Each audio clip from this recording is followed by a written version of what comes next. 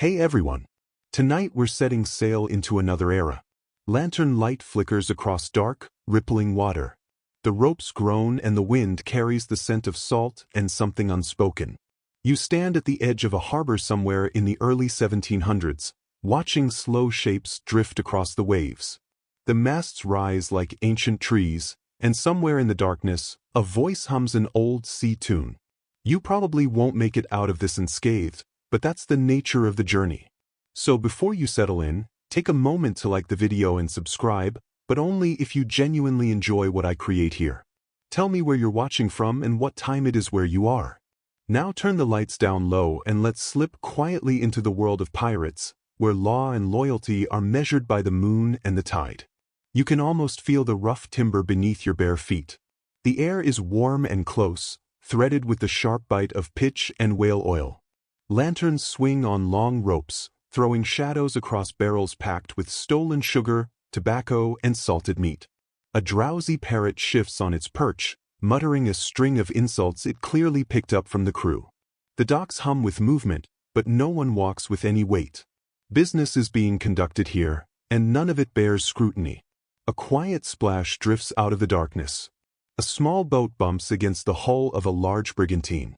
Figures move in the shadow, carrying crates wrapped in wet canvas. Coins clink. Someone speaks low and urgent. A woman in a patched red coat steps into view, her hair braided with small copper beads. She nods once, and the exchange carries on. Historians still debate whether ports like this one, dark, watchful, deliberate, were common refuge points or rare exceptions. But tonight it feels as though half the world is quietly taking what belongs to the other half. Your breath rises in the cool morning air. Out in the harbor, ships rest at anchor, dark outlines against the growing light. Some are merchant vessels bound for London or Lisbon. Others, leaner and faster, carry a certain kind of confidence. Their rigging is rough, their decks oddly quiet. These are the ships you'll come to know best. The ones that sail under the black flag. Not every pirate crew began in a place like this, but every legend had to crawl out of a harbor just like it. You catch a scrap of conversation between dock workers about a vessel that arrived flying French colors but has already changed her flag 3 times in 1 week. That's exactly the kind of detail you learn to watch for. The sailors nearby wear mismatched clothing, a Royal Navy jacket here, a Spanish belt there. Desertion, theft, spoils of war. It's difficult to know where one chapter ends and another begins. Life at sea in the early 18th century was punishing. Most sailors earned wages that barely sustained them. They were punished harshly for minor infractions, fed rotten provisions, and routinely cheated out of their pay. The ocean was both confinement and home. When a man or woman chose to turn pirate, greed wasn't always the driving force. Sometimes it was desperation. Sometimes it was a hunger for justice. And sometimes it was simply that distant, glittering promise of freedom you can taste in the salt air. You move further down the dock, past the acrid smell of shipyards and the dim glow of lanterns. Behind a warehouse door, someone laughs too freely. A man plays a battered fiddle. You can picture him clearly, missing teeth, a grin that has witnessed both gallows and gold. The pirates of this so-called Golden Age were not the romanticized figures that later centuries would paint them as. They were survivors, scavengers, and outcasts. Yet somehow, under moonlight, even their silhouettes carry a kind of gravity. A gust of wind catches your hair, and for a moment you try to imagine what it must have felt like to exist inside that world.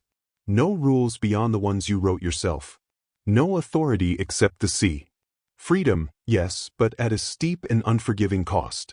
One historical record notes that by 1720, over 2,000 active pirates were operating in the Caribbean. That number sounds significant, until you consider how enormous the ocean was and how easily a single crew could vanish into the open blue and never resurface. Somewhere nearby, a bell rings. It could be a watch change aboard a ship, or it could be a signal to those preparing to leave before daylight. The sound moves across the water like a pulse. A young boy, maybe 10 or 11, stares toward a ship rocking at anchor. His father notices and pulls him away. You don't need to hear the warning to understand it. The sea offers nothing to those who love it too easily. You continue along the wharf, letting the rhythmic lap of waves against timbers settle into your thoughts. The harbor smells of spice, tar, and stale drink. Fragments of conversation surface in a dozen languages: English, Dutch, French, even dialects from West Africa. Piracy was a global enterprise. Sailors who couldn't share a common tongue learned quickly, or they didn't survive long. And though it's frequently overlooked, a significant number of pirates were formerly enslaved people who seized a different kind of existence when the sea offered it. One notable detail: some pirate crews distributed equal shares regardless of a man's background, long before any nation on land had even considered the concept. There is something oddly grounding about watching the harbor come alive. You can almost believe that time has bent, that you are standing right there among them, breathing in the coffee and seaweed. A ship's carpenter draws a blade across his tools. A cat crosses the planks chasing a rat. A sailor hums something quiet and heavy, the kind of tune reserved for mornings when tomorrow isn't guaranteed. As the sun finally clears the water, the ships seem to catch fire. Their masts gleam and gulls call out overhead. It's striking, but it's also a kind of lie. You understand that once you clear this harbor, you leave the law behind permanently.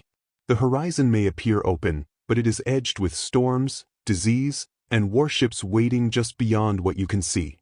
Still, you feel that pull, that steady, irrational draw toward the unknown. Whether it comes from ambition, the desire for control, or something harder to name, you already know that when the tide shifts, you'll be on one of those ships. The creak of lines, the snap of canvas, the distant call of anchors being raised. They're already speaking to you. Tonight you've stood in a harbor that exists between dreams and consequence. Tomorrow the choice becomes yours. The world of merchants and monarchs will shrink behind you, replaced by the endless rhythm of open water. The wind finds your sleeve, and for a single moment you could almost swear it knows your name. At dawn, the light breaks across the harbor in thin, cold strips.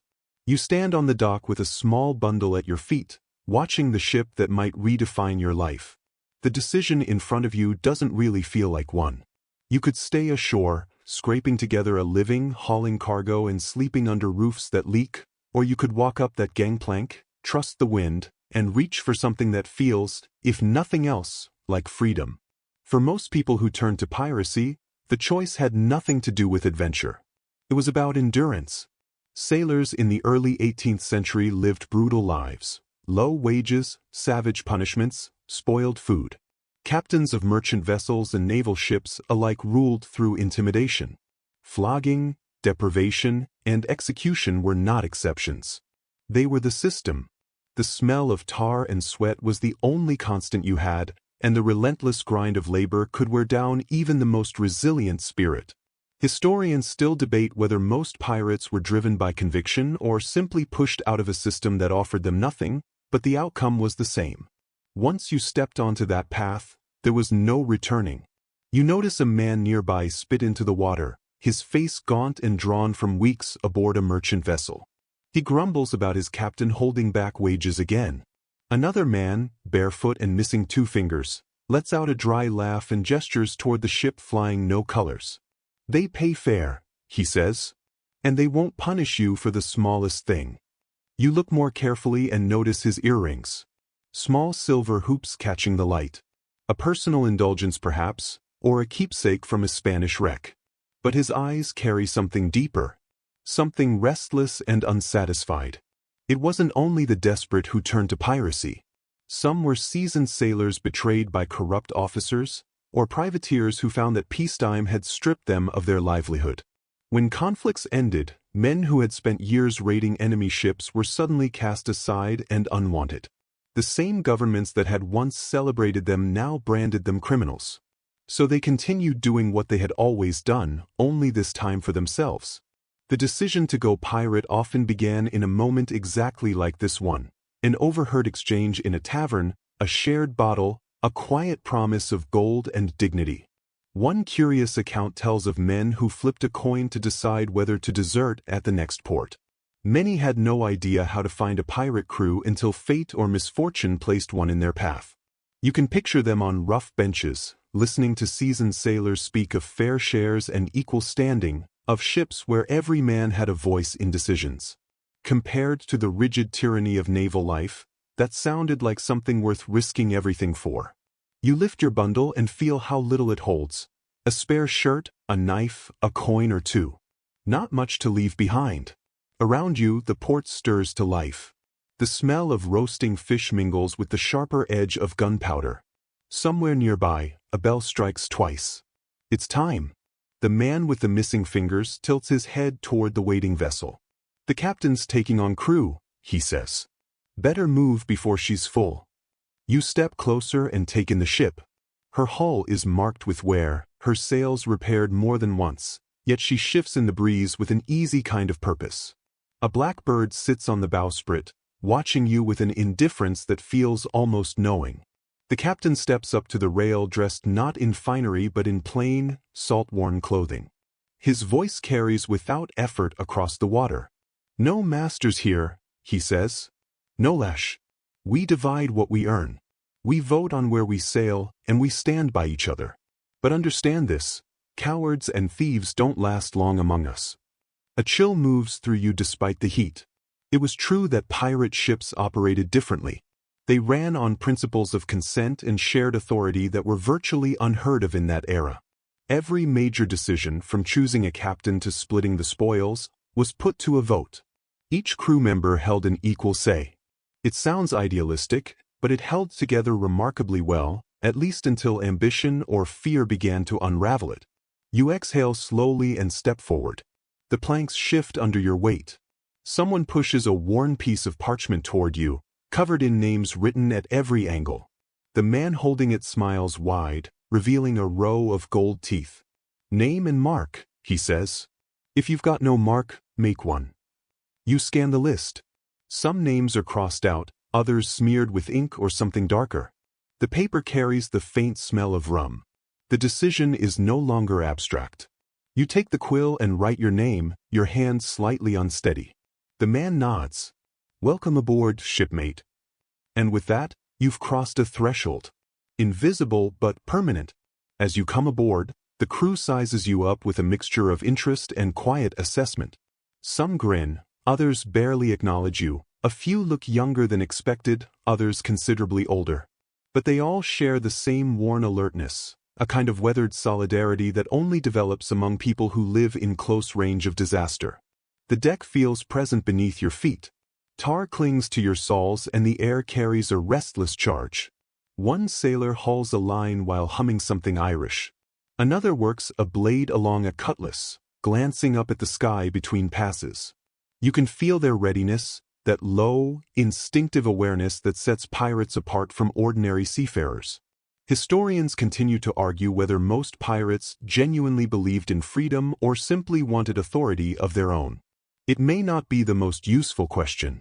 What mattered in that moment was that, for the first time, you felt like you had some say in your own story. The ocean, vast and indifferent, had no interest in who you'd been the day before. Only in what you were prepared to do going forward. The anchor chain lifts and the ship begins to turn with the current. You lean on the rail and watch the harbor fall away. Everything you knew, the debts, the hunger, the hierarchy, it all diminishes with the distance. Ahead, nothing but open water. The wind brings the scent of distant land and something else, sharper and harder to name, something that feels like risk made physical. A hand lands on your shoulder. Too late to reconsider, someone says and laughs.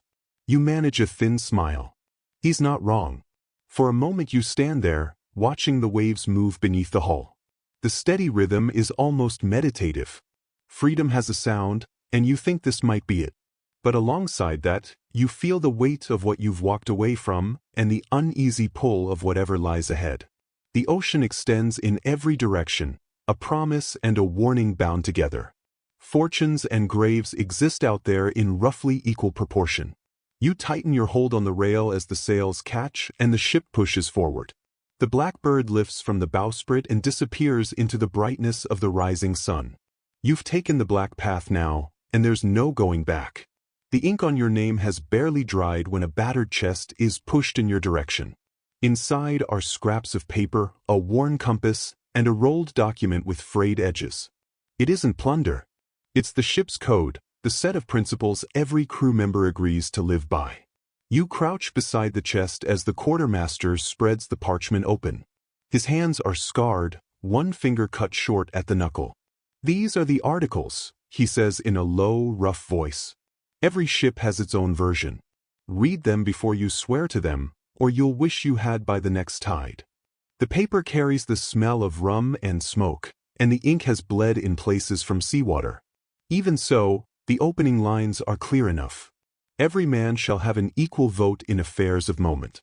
Every man shall have an equal share of provisions and strong liquors." You pause. Equal vote, equal share. In a world that barely acknowledged the basic rights of working men, this was genuinely remarkable. Naval records from the period confirm that merchant sailors had no such standing whatsoever. Commands were given and followed without question, and the captain's authority was absolute. But here, aboard this vessel, the crew governed itself. The quartermaster draws your attention to another line. "If anyone steals from another, he shall be marooned." He allows himself a thin smile. And no settling scores aboard ship unless the captain permits it. Someone behind you adds dryly, "Except when the rum's gone." Laughter moves through the group, easy and unhurried. There's something unexpectedly orderly about it all. You expected disorder, but what you encounter instead feels like a form of democracy built out of necessity. Some researchers today still disagree about how faithfully these ideals were actually practiced. Were pirates genuine believers in equality, or was it simply convenience dressed in the language of principle? There's no way to know with certainty, but standing here beneath a sky the color of pale silver, it feels real enough. You run your finger along the parchment as more rules come into focus. Lights out at 8. No gambling for money. Musicians shall rest on the Sabbath, but only if the crew agrees. That last clause almost draws a laugh. These articles weren't composed by scholars or officials. They were written by men who had learned firsthand what happens when you combine boredom, rum, and armed sailors in a confined space. One striking detail buried within the articles is the compensation table. Lose a leg and you receive 800 pieces of 8. A right arm is worth 600. A left arm, 500. You start calculating the figures before catching yourself and recognizing how grim it is that such a table needs to exist at all. The ship's surgeon glances over at it and nods. "Fair enough," he mutters. "More than the Navy ever gave." When your turn arrives, you place your hand over the parchment and repeat the oath. It carries no religious weight. It's entirely practical. The crew needs to know you'll hold your ground when cannon smoke fills the air. The words feel unfamiliar in your mouth, like salt and something metallic. "I'll hold true to ship and crew in calm or storm, till the sea takes me or I take her." The quartermaster shuts the chest with a firm thud. "You're one of us now." The crew responds with a half-hearted cheer, more out of routine than enthusiasm. You're another pair of hands to work the sails, another set of fingers to pull a trigger. Even so, you feel something release inside you. A tension you hadn't realized you were carrying. Life aboard begins without ceremony. There's no settling in period, no gradual introduction. A rope is pushed into your hands, and you're directed toward the rigging with a single word. Clutch. The sun bears down without mercy, and your palms quickly sting from the friction. Above you, the sails snap with the force of a whip. You look down and take in the full spread of the deck below, men hauling lines, cursing, laughing. The height makes your head swim, but there's also something sharpened and immediate about the feeling, something you never found on land.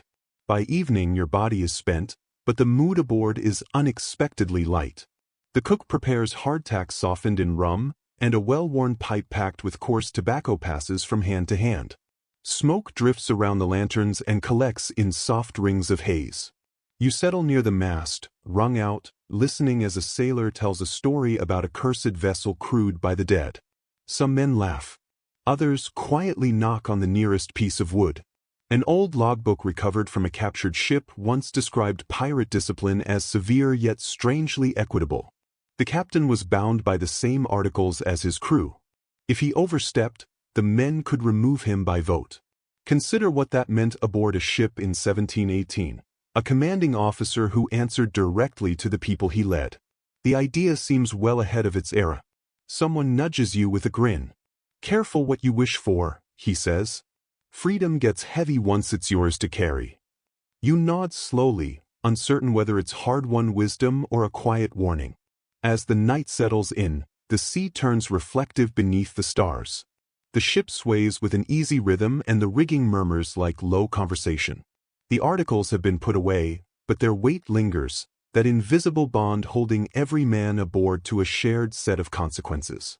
You think about what that freedom actually costs: the exposure, the punishment for breaking faith, the promise of wealth that may never arrive. You lie back against a coiled rope and look up at the open sky. Stars flicker like lanterns stretched across an enormous ceiling. Somewhere beneath the hull, the ocean moves with quiet persistence. You close your eyes and, for a brief moment, the gallows, the hunger, and the storms waiting beyond the horizon all recede. You've signed away your past. The ink is set and the code is binding. From here forward, you live and answer to the articles and to the sea. The morning after signing feels different aboard. The air carries a charged stillness. The lines hum under load, and the water glints with that deceptive smoothness experienced sailors have learned not to trust. You're woken by the sound of men working the sails, their bodies already slick with sweat and salt. The smell of tar and aged timber fills your chest as you move toward the rail. Today you sail as a pirate for the first time. The captain's voice cuts cleanly through the noise. "Loose the topsails. Heave the anchor." Each order travels down the line, answered by effort and the occasional laugh. The pace of the work draws you in. You pull, you breathe, and you move in step with those around you. When the ship finally begins to push forward, it feels like something living beneath you, groaning and settling as she leans into the wind. Fear steps aside briefly. The world feels wide open. The harbor shrinks behind you into a streak of color. Ahead lies open water, the broad blue stage of an entirely new chapter. It's the first genuine sense of freedom you have ever known. Records from Royal Navy journals of the period confirm just how uncommon that feeling was for ordinary sailors. On a naval vessel, discipline shaped every hour. Rations were weighed precisely, time was marked by the bell, and the captain's word was final. The structure aboard a pirate ship was different in character. The same commands might be called out, but running beneath them is a current of choice. You can detect it in the way the men carry themselves, in the ease of their laughter, in how they move with independence rather than compliance. One small habit draws your attention. Each time the ship tilts into a strong gust, a man near the bow spits over the side while muttering something under his breath, a gesture meant to steady the spirits. Another sailor touches a charm hanging at his collar, a coin with a hole punched through it. "For protection," he tells you with a wink. It's a small superstition, but one that would survive long past the age of piracy. Sailors held the belief that coins offered protection against drowning, though how a piece of silver might calm open water remained unanswered. The captain moves along the deck, keeping watch over his crew. He isn't heavy-handed, at least not yet. He carries authority naturally, his gaze running over every line and canvas.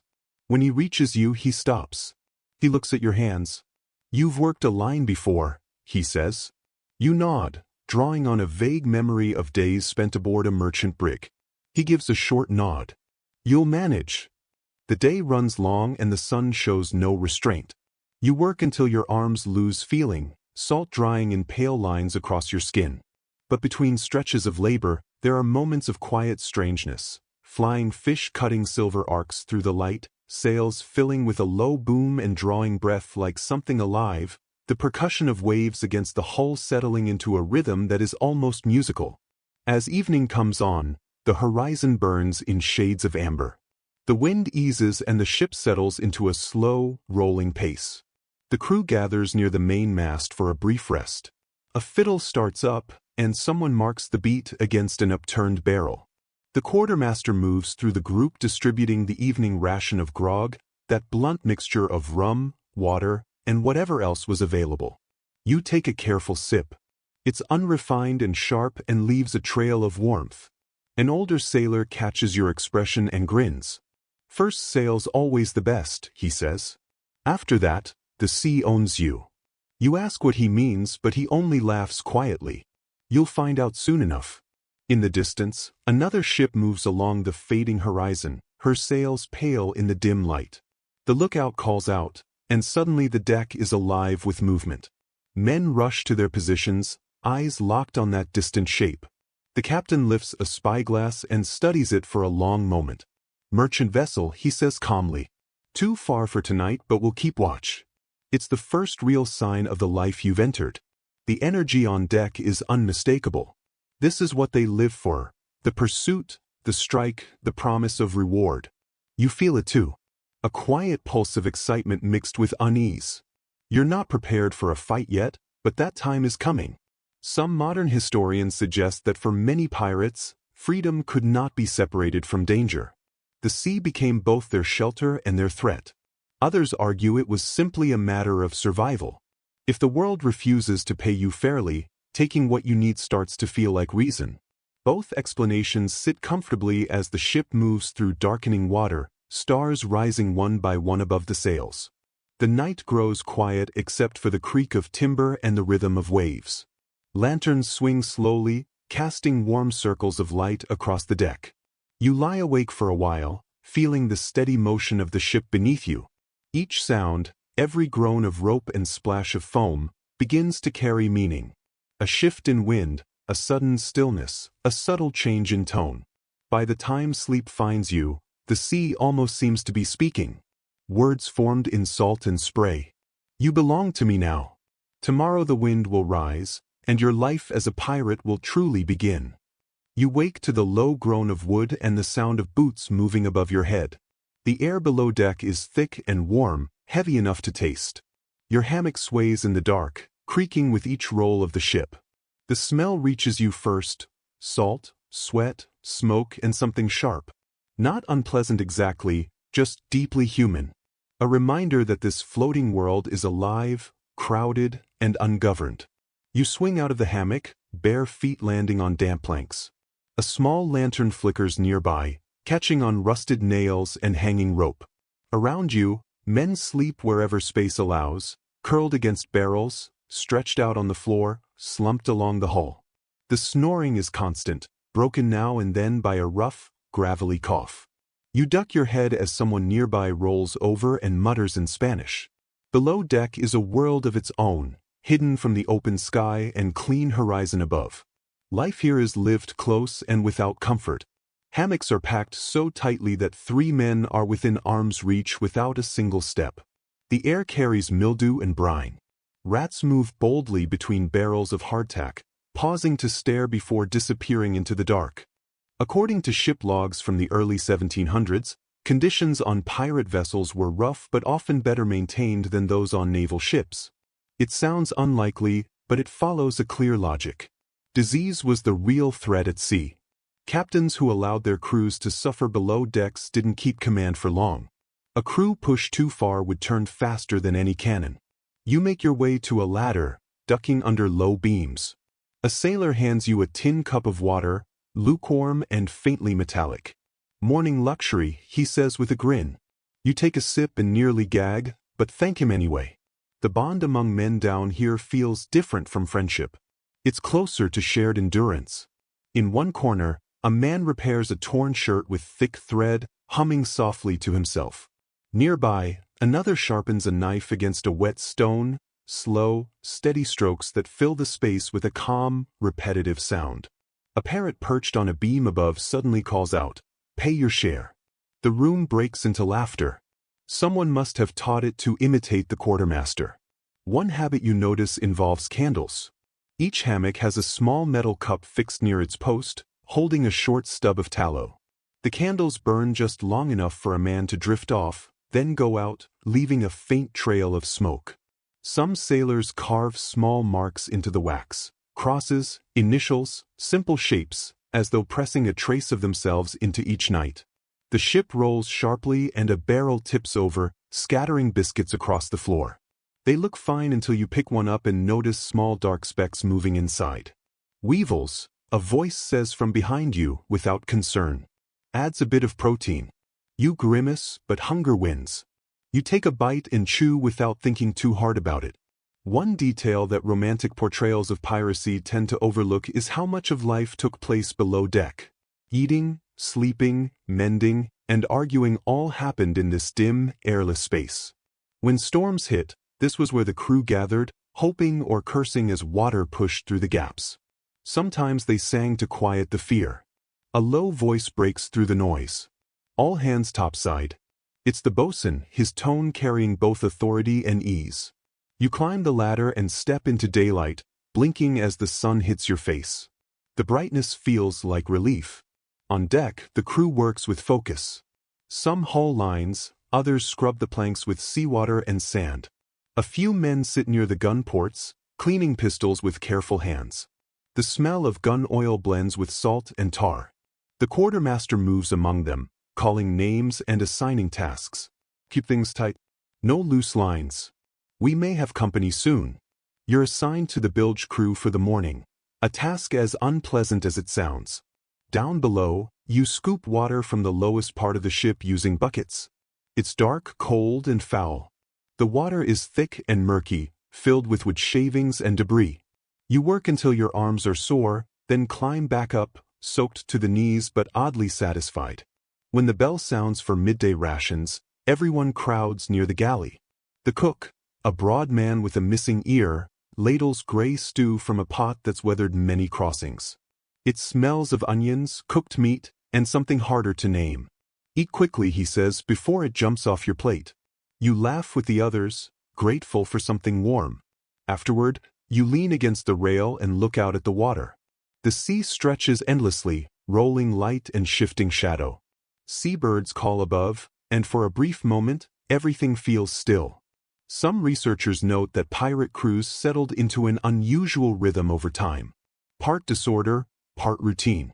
Work, rest, song, watch, each repeated until it became a kind of structure. It was the only reliable way to stay grounded in a life where any day could end in storm or violence. As evening comes, you return below deck. The lanterns glow softly, turning shadows into gold. The air is still heavy but no longer strange. Someone begins to hum, a slow, steady tune that drifts through the hammocks like low smoke. The parrot mutters something unclear, then goes quiet, as though it too has had enough of the day. You close your eyes, listening to the heartbeat of the ship, the creaks, the sighs, the quiet laughter. Together they merge into one sound, the pulse of this strange floating home. You are no longer an outsider. You are part of the noise now, part of the rhythm that never stops. By the next dawn, the rhythm of pirate life has already begun to settle into your bones. You wake to a sky the color of faded copper and the slow sway of the ship beneath you. The cook's bell clangs twice, signaling the morning ration. You pull yourself up, your stomach rumbling louder than the waves. Breakfast is hardtack again. You pick up one of the biscuits, tap it against the table, and hear the dull, stone-like thud. If it does not break your teeth, it hardly counts as food. Someone jokes nearby. You laugh, though your jaw aches as you take the first bite. It tastes of salt and dust, with the faint bitterness of age. Pirate diets were unusual, balanced somewhere between creativity and necessity. Fresh food was rare. Everything had to last for weeks at sea. According to records from ship surgeons of the time, most crews carried barrels of salted meat, dried peas, and hard bread that could survive long voyages. The problem was, so could the weevils. To make it bearable, pirates relied on the one ingredient that rarely spoiled, rum, mixed with water to form grog. It served as both drink and medicine, at least in their view. One curious detail you notice is that some sailors sprinkle a pinch of nutmeg or cinnamon into their cups when they can find it, claiming it keeps sea spirits away. You take a sip, and it burns down your throat like fire wrapped in sweetness. The cook, known simply as Grub, moves among the men like a ringmaster. His left eye is covered with a patch, and his apron looks as though it has survived more battles than the ship's flag. He ladles out the morning stew, muttering, "Complain all you like, but this will keep you standing when the storm comes." You glance into the pot. Whatever is floating there may once have been fish, or may still be. Between meals, life settles into a strange pattern. You haul ropes, scrub decks, and patch sails. When the sun climbs high, the heat becomes brutal, and the smell of sweat mixes with rotting food and tar. Some men strip to the waist, their backs tattooed with anchors, skulls, or unfinished poems. Tattoos were marks of pride among sailors, a permanent journal of where they had been and what they had survived. By midday, the ship grows quiet. Some men nap in the shade of the sails. Others play dice on overturned crates, the clatter blending with the slap of waves. You notice one man holding a lemon wedge-like treasure.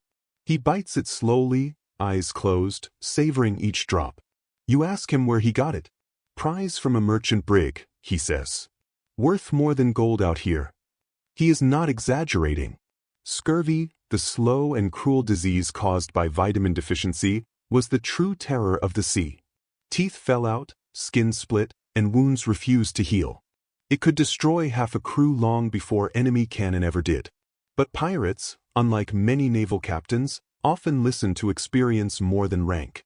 Some kept barrels of pickled cabbage or citrus whenever they could. The reason was not fully understood, but it worked. The day drifts by in steady rhythm. Work, grog, laughter, curses. You begin to understand how these men survive. The sea demands constant attention, but it also offers moments of peace. In the evening, the horizon blazes with light, and the air turns cool and soft. The crew gathers again for the night ration, and someone begins to sing. It is a low tune, rhythmic and haunting, a song about a lost ship and a captain who bargained with the moon. The words blend with the creak of ropes and the crash of waves, wrapping the deck in something that feels ancient. You close your eyes and listen. One peculiar tradition among seafarers was the ritual of sharing the last sip of grog before sleep. It was not about generosity. It was superstition. Whoever finished the final drop was said to wake with luck. The man beside you raises his cup toward the stars. "To fair winds and fat prizes," he says. You echo the toast, and the others follow. The sound of clinking cups carries across the dark water like a promise. Some modern historians argue that pirate life, harsh as it was, offered more dignity than service in a navy. Food, pay, and even leisure were often shared more evenly. It was not equality as philosophers imagined it, but it was real enough to keep men loyal longer than gold ever could. You sit for a while after the others drift away, watching the phosphorescent glow in the wake. Tiny lights flicker where the oars cut through the sea, like stars scattered underwater. You imagine the spirits the sailors speak of gliding just below the surface. Maybe they are listening too, drawn by the songs and the taste of rum. When you finally crawl into your hammock, the smell of salt and stew clings to your skin. The ship rocks gently, and somewhere a man snores like distant thunder. You smile, eyes heavy, thinking how strange it is that a life so rough can still feel so alive. The sea hums quietly against the hull, the oldest lullaby in the world. Morning light filters through the rigging like ribbons of gold, and you wake to the sound of hammering. On the deck, men are gathered around a small table covered in metal tools, ropes, and an assortment of strange objects glinting in the sun. Today, you will learn about the tools that make a pirate both dangerous and unexpectedly resourceful. The quartermaster motions you over. "Time to earn your keep," he says, handing you a flintlock pistol. It is heavier than you expected, its barrel scarred and dented. The wood smells of oil and salt. You run your thumb over the carved initials near the trigger, someone's mark. Maybe the last man who used it. Firearms of the early 18th century were unreliable, but in pirate hands they became symbols as much as weapons. The flintlock, the cutlass, the boarding axe, these were the tools that built legends. Naval reports from the era describe pirates firing pistols once, then tossing them aside to draw blades. Reloading during combat was nearly impossible. A typical pirate might carry 2 or 3 pistols strapped across his chest, ready to fire in quick succession. The quartermaster shows you how to prime the pistol, how to pack the powder, how to blow gently to settle it. The metallic tang of powder fills your nose. "Treat her kindly," he warns. "She bites if you rush her." You nod, trying not to cough as smoke curls into the wind. Nearby, a group of men sharpen their cutlasses on a wet stone. The screech of metal against stone sets your teeth on edge. Each blade is different. some curved like claws, others straight and heavy. "Take a look at this beauty," one sailor says, showing you a blade etched with strange symbols. "Spanish steel. Won it off a man who tried to cheat at cards."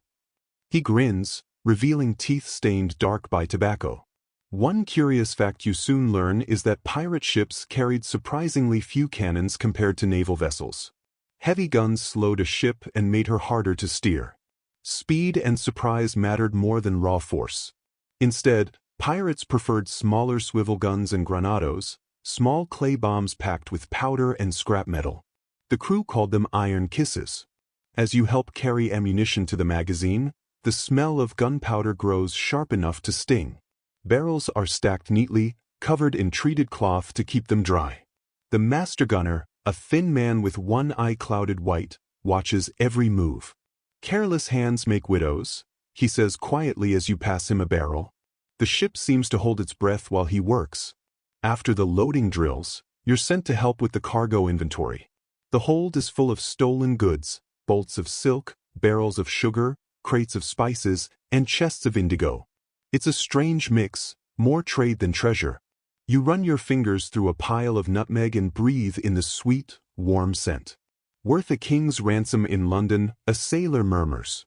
The world runs on trade, and pirates are its shadow merchants. One entry from a captured merchant log notes how pirates sold stolen goods openly in ports that pretended not to notice. They traded sugar for powder, spices for rum, gold for repairs. It was an invisible economy built on silence and greed.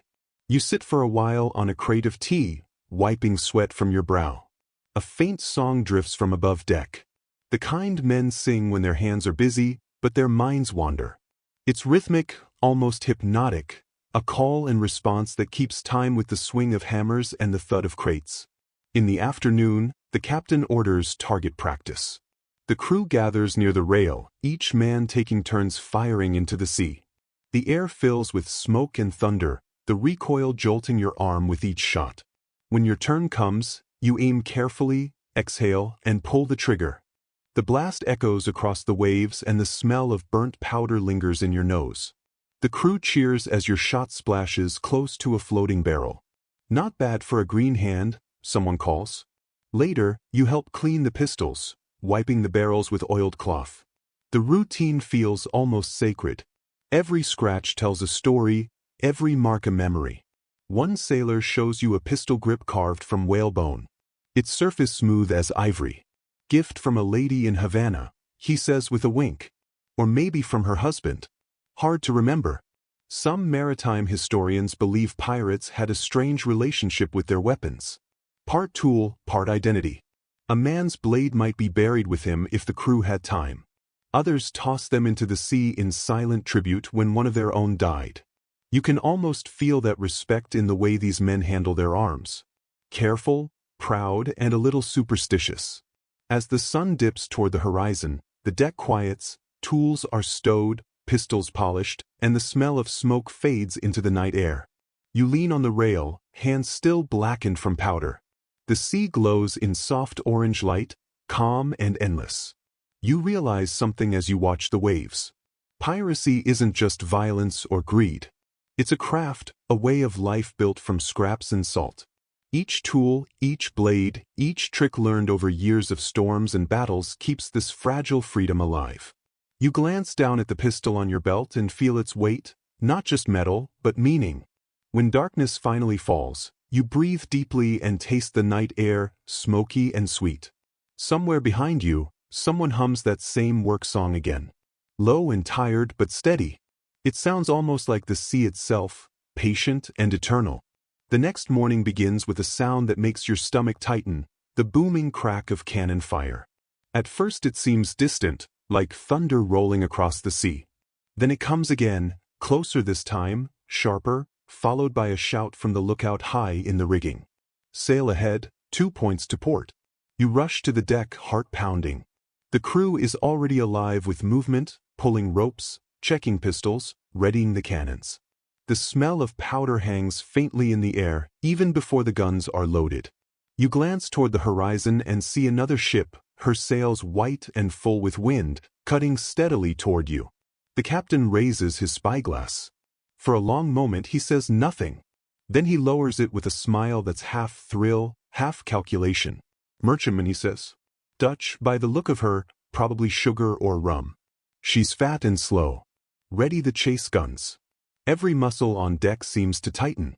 You feel the excitement spreading like heat, though you can sense the fear beneath it too. Battle means prizes, but it also means death. The quartermaster calls out the plan. The crew moves with practiced speed. Powder boys scurry like shadows carrying cartridges wrapped in waxed paper. Gunners check the touch holes and tamp the cannons tight. Someone hands you a bucket of water and a sponge. "Keep the guns wet between shots," he says. Powder burns fast. You take your position beside one of the smaller cannon ports, the deck trembling with each adjustment of the guns. The target ship grows larger with every breath. You can see her now, a tall merchantman with a painted stern and fluttering flag. When the first cannon fires, the world erupts into smoke and sound. The blast shakes your chest, filling your mouth with the taste of salt and fire. Smoke rolls across the deck, choking the air, stinging your eyes. The gun crew works quickly, loading, swabbing, and firing again. The rhythm becomes mechanical, terrifyingly beautiful in its precision. Fragments of wood burst from the enemy hull as the shots find their mark. You hear faint shouts across the water. The crack of splintering masts. The other ship tries to turn, but your captain is already shouting orders to cut her off. "Trim the sails. Hold her steady." You steal a glance between volleys. The other ship's deck is chaos, men running, sails flapping wildly. For a moment, you feel pity. Then adrenaline washes it away. This is what you signed up for. One unusual tactic you notice is how the captain avoids targeting the enemy's hull too heavily. "Aim for the rigging," he says. "Cripple her. Don't sink her. Dead ships don't pay." It's an insight you hadn't considered before. Pirates rarely wanted to destroy. They wanted to claim. As your ship closes the distance, muskets crack from the upper deck. Lead balls hiss through the smoke. You see a man fall from the enemy's rigging, arms flailing before he vanishes into the sea. The sound of battle becomes a kind of storm, layered and endless. Cannon, musket, shouting wind. Then comes the order everyone waits for. "Boarding party ready." The cry ripples through the crew like electricity. Grappling hooks are thrown, ropes catch, and the two ships grind together in a shuddering embrace. The smell of burnt powder gives way to sweat and blood. You climb over the rail behind the others, cutlass drawn. The deck on the other side is chaos. Men clash in tight spaces, shouting, slipping on wet planks. You duck as a pistol flashes beside your head, the sound deafening. The man who fired doesn't have time to reload before another sailor knocks him down. The fight is brutal but short. The merchant crew surrenders within minutes, raising their hands and tossing weapons aside. You stand panting, every muscle trembling. Around you, pirates shout in triumph, laughing through the smoke. Someone raises a captured flag high above his head. The captain walks across the blood-slicked deck, calm and smiling. "Well done, lads," he says. "Now, let's see what our friends were carrying." The plunder is exactly what he hoped for: barrels of rum, sugar, and cloth. No gold, but enough wealth to satisfy the crew. The quartermaster begins the count, marking each item with chalk. Fair division will come later, but for now, the men celebrate. An unusual ritual follows. A few sailors throw coins into the sea as an offering to the drowned. "To the ones who fed the fishes," one says quietly. No one laughs at him. Even in this violent world, respect for the dead runs deep. According to surviving letters from captured pirates, such quiet moments were common after battle. It was not remorse exactly, but recognition. The sea takes what it wants. Some scholars believe these gestures helped crews preserve a sense of humanity during bloodshed. You can feel it too, that strange balance between cruelty and sorrow. As the ships drift apart, you stand at the rail, watching the wounded merchant vessel struggle toward the horizon. Your ship rocks gently now, the tension replaced by exhaustion. The deck smells of smoke, sweat, and spilled rum. When the sun sets, the sea glows red, and the crew begins to sing.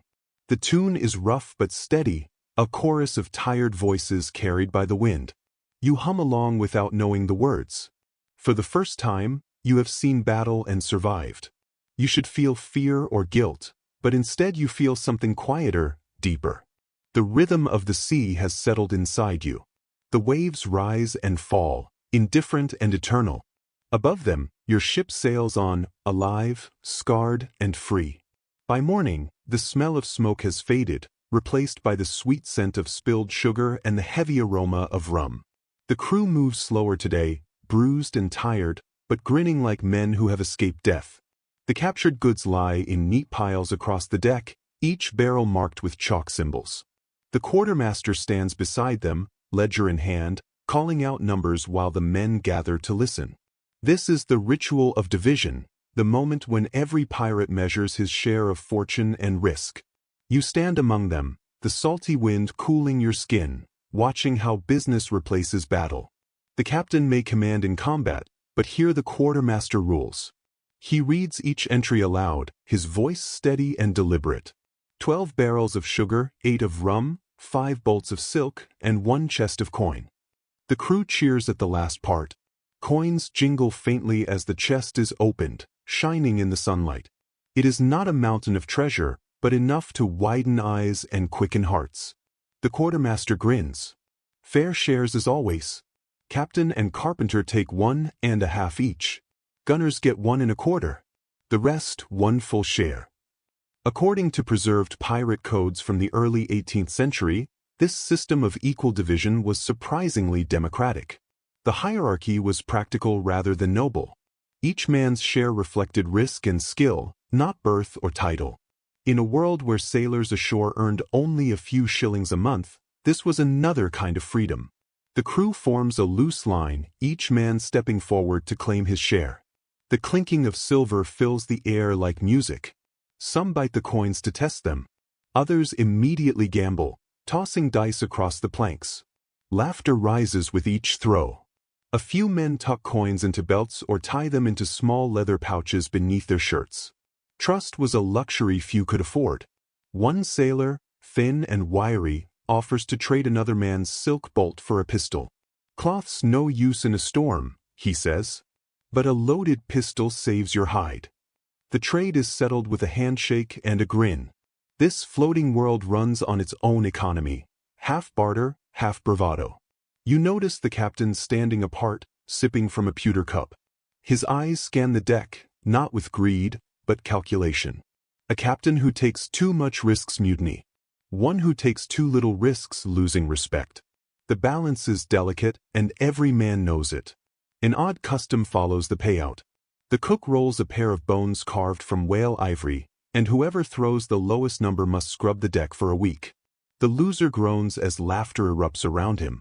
The act is not cruel, only a release after tension, a reminder that, for now, life is good. As the afternoon passes, the rum barrels are opened for celebration. Cups are shared, songs begin, and for a few hours the ship feels almost like a tavern. The sea stretches calm and blue around you, glittering like polished glass. Someone strums a fiddle while another beats rhythm on an empty barrel. The sound is uneven but joyful. In a quieter corner, 2 older sailors sit with coins spread before them, arranging them in patterns. Never count your luck all at once, one says softly. It invites the sea's jealousy. You remember the coins thrown into the water after battle and realize how superstition wraps around everything here. For men who live without certainty, even small rituals feel sacred. Later, the quartermaster gathers what remains of the cargo to trade at the next port. The crew helps rest tack barrels, tying them down tightly. You can feel satisfaction in their movements. Every rope pulled, every lid secured means more food, more powder, more life.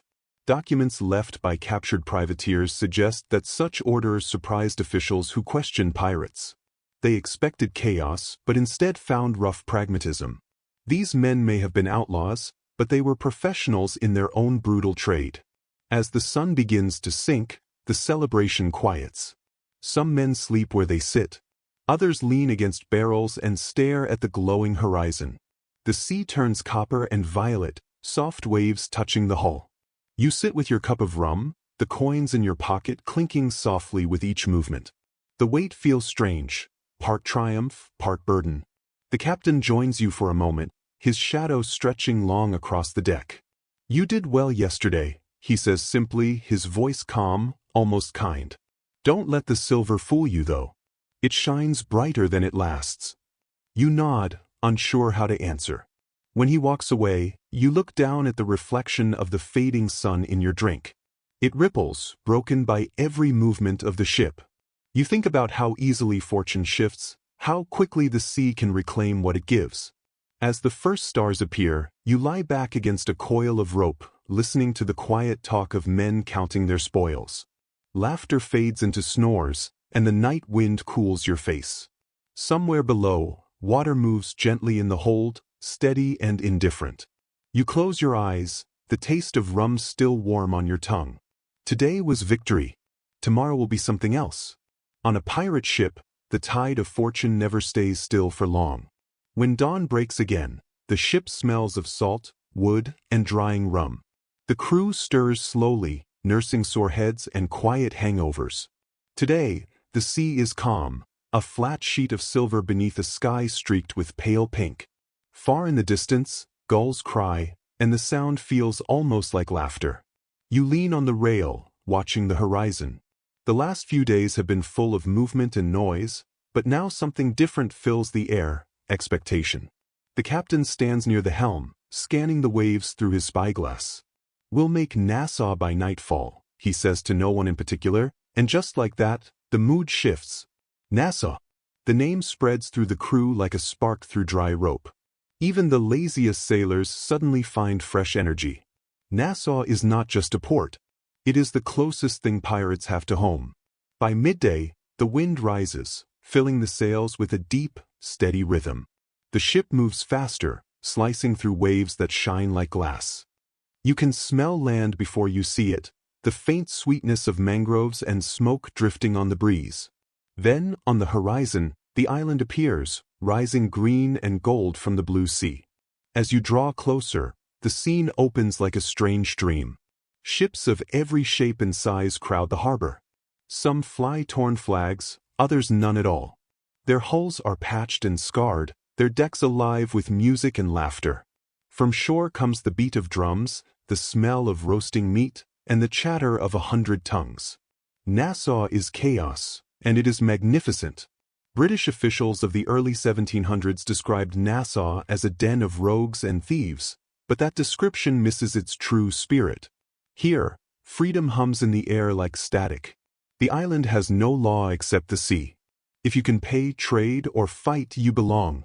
As your ship drops anchor, small boats paddle out to meet you. Locals wave, shouting offers in a mix of languages: English, French, Creole, and bits of West African dialects. They sell coconuts, fruit, and tobacco, tossing them aboard for coins. You buy a mango, its flesh warm and sweet, and for a moment, you forget every hardship of the past weeks. The crew prepares to go ashore. The quartermaster warns everyone to watch for thieves, but the grins on their faces show they are already halfway drunk on the thought of solid ground. You join them in the longboat, the oars dipping into turquoise water that glows like melted glass. The beach feels strange beneath your feet, soft and hot. You walk past palm trees and rough wooden shacks painted in bright, uneven colors. The pig trots across the path, snorting. Music drifts from an open tavern, the sound of a fiddle rising above laughter. Inside, the tavern smells of sweat, smoke, and spice.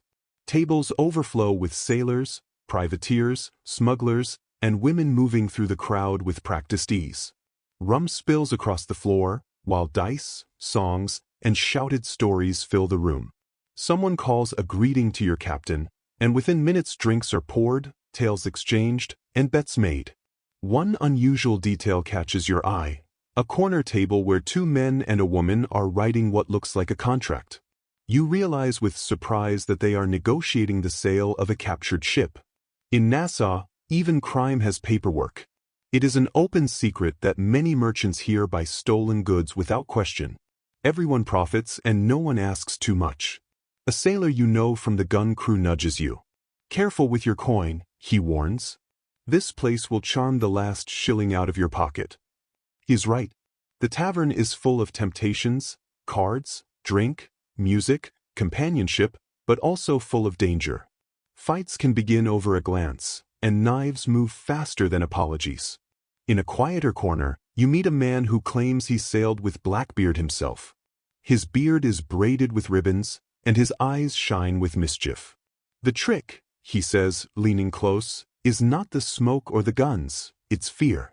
Make them think you're a monster, and half your work is done before you fire a shot. He laughs, but something in his face suggests truth beneath the joke. Evening comes quickly. Lanterns flicker to life, painting the beach in warm light. Music drifts over the water, mixing with the crackle of bonfires. You wander along the shore, watching shadows dance across the waves. The stars above are sharp and clear, their reflections trembling on the surface. One curious scene catches your attention. A group of sailors stand around a freshly dug pit, each tossing in a coin before covering it with sand. For luck, someone explains. So the sea doesn't take it back from us. You smile at the ritual. Even surrounded by freedom, they still fear the ocean's hunger. Later, you sit by the water with a cup of rum, watching the harbor lights shimmer. Somewhere behind you, laughter erupts again, followed by a cheer. A fiddle begins another tune. Nassau never sleeps. In that moment, you realize this place is more than a refuge. It is a dream, fragile and wild. For now, the sea has given you peace. Tomorrow it may demand payment again. But tonight, with sand beneath your hands and the scent of rum in the air, you almost believe this life could last forever. By the time the sun rises over Nassau again, the island is already stirring. Smoke curls from cooking fires. Gulls shriek above the harbor, and the air carries the sticky sweetness of palm sap and rum. You walk barefoot along the beach, the sand cool in the morning shade. Around you, the remains of the previous night's revelry lie scattered, overturned cups, broken shells, a single boot half buried in the tide line. Today feels different. The celebration has quieted, replaced by murmured talk of legends, rumors, and names spoken with admiration or fear. Among them are two that seem to hang in the air like a challenge, and Bonnie and Mary Red. You first hear their names in a small tavern built from driftwood and ship planks. Inside, a woman in a faded red scarf tells their story to a crowd of half-sober sailors. Her voice rises and falls like the sea itself. Two women dressed as men, sailing and fighting beside Calico Jack. They were fiercer than half the crew and twice as clever. The men listening nod. Some scoff, but none interrupt. You lean closer, drawn by the disbelief and wonder in their eyes. Pirates, after all, are not easily impressed. Court records from 1720 confirm the existence of both and Bonnie and Mary Red, though many details blur between history and legend. What is certain is that they sailed on the sloop Revenge under Jack Rackham's command, fought with pistols and cutlasses, and refused to hide behind the men. Some even say that when their ship was finally captured, they were the last to stop fighting. The storyteller ends her tale, slamming a cup onto the table for effect. The men begged for mercy, she says. But Anne and Mary stood tall, cursed their captors, and told them to fight like men if they wished to live like them. The crowd laughs and cheers, pounding the tables. You smile as well, though part of you wonders what truth lies beneath the legend. Outside, the sun climbs higher, and the harbor grows busy again. Sailors haul barrels of stolen sugar. Traders bargain in a dozen languages. A group of women wade into the shallows, washing clothes and singing softly. One of them wears a knife strapped to her thigh, a quiet reminder that here everyone learns to defend what is theirs. Historians still debate how common women at sea truly were. Some argue and Bonnie and Mary Red were rare exceptions. Others believe there were more who disguised themselves to escape the limits of their former lives. Whatever the truth, the sea seems to erase boundaries that land enforces. Out here, strength and loyalty matter more than gender or birth. You wander farther inland, past palm trees and crooked huts, until you reach the edge of a clearing where several small ships are being repaired. The air smells of tar and sawdust. A woman in a loose white shirt calls orders to a group of men patching a hull. Her voice is steady and firm. She notices you watching and grins. "Don't just stand there," she says. "If you've got 2 hands, grab a hammer." You hesitate, then laugh and join in. The work feels good, steady, rhythmic, alive. Later, when you rest, she sits beside you, wiping sweat from her brow. Her name is Grace, though the crew calls her Red for the color of her scarf. She tells you she once cooked on a merchant ship. "The captain thought I was harmless," she says. "He was wrong." She laughs and tosses you a piece of dried mango. "The sea is a better master than any man I've met." There is something in her voice that feels familiar, as if she carries echoes of every woman who ever challenged expectation. In her eyes, you see the same fire that may have burned in and Bonnie or Mary Red, the determination to live on their own terms, even if it meant dying for it. As evening falls, the harbor glows with lantern light. You find yourself in another tavern where the captain sits with a small group of locals, trading stories for information. You join them just in time to hear talk of a French treasure ship seen near Hispaniola. The captain leans back, eyes bright. "A rich prize if we can reach her before the Navy does." The men nod, but there is hesitation too. The sea has a way of punishing greed. The talk drifts again to Anne and Mary. Someone mentions they were both captured while pregnant, spared from the gallows because of it. Another sailor shakes his head. Some say they escaped. Others say they died in prison. The truth is uncertain, but their legend refuses to disappear. You sit quietly, tracing the rim of your cup with a finger, thinking of them, their courage, their anger, their laughter. In a world ruled by men, they carved their own names into the wood of history. It is said that and Bonnie's last words to Calico Jack before his execution were, "If you'd fought like a man, you wouldn't be hanging like a dog." A line too sharp to forget. Outside, waves whisper against the shore, and the night breeze carries the scent of salt and wildflowers. You step into the cool air, letting the noise of the tavern fade behind you. The stars stretch wide and bright above Nassau, and for a moment you think about how the sea makes rebels of anyone who listens too closely to its call. You close your eyes, imagining the sails of revenge filled with wind, the laughter of 2 defiant women cutting through the sound of battle. The world may forget their faces, but the sea remembers. When the next dawn spreads across the harbor, you wake to the sound of gulls fighting over scraps and the low murmur of waves against the hull. Nassau fades behind you in the distance, a shimmer of color on the horizon. The air feels heavy, the sea calm, and the ship glides forward on a slow, steady wind. After days of noise and drink, the quiet feels strange, almost personal. The men move sluggishly, nursing sore heads and half-buried regrets. The captain, sober and alert, stands near the helm. "We're bound east," he says quietly. "No rest until we've doubled the K." His eyes meet yours, and for a moment you see something unguarded, a flicker of loneliness that even the sea cannot hide. That loneliness spreads through the crew like mist. Pirates live close together, yet each man carries his solitude like a secret. You see it in the way they sit alone at the rail staring into nothing, in the way they polish pistols too long or hum songs that fade into silence. You begin to sense what life out here truly means. Long stretches of stillness broken by moments of violence, laughter, and the deep ache of knowing no shore belongs to you anymore. In the afternoon, you climb to the quarterdeck and find 2 sailors sitting shoulder to shoulder, passing a single pipe between them. One of them, a tall man with a scar splitting his eyebrow, gestures for you to sit. "We keep each other sane out here," he says. "Or try to." He taps the pipe against the railing, then adds, "You'll see strange friendships form at sea. Strange loves too." His tone is not mocking, only tired. You look at the men around you and notice how closely they move together, how easily they touch one another's shoulders in passing. There is tenderness here, rough and unspoken. According to letters written by captured sailors, the bond between shipmates often blurred the line between friendship and something deeper. Some historians argue it was practical comfort during isolation. Others believe it was the only kind of intimacy possible in a world that had left ordinary morality behind. Whatever the truth, affection among pirates was common and rarely judged. Out here, survival mattered most. That evening, as the sky turns violet and the sea glows faintly beneath the stars, a small gathering forms on the main deck. Someone plays a quiet tune on a battered fiddle. Another man hums softly beside him. The music is gentle, almost tender, and it fills the empty spaces between you.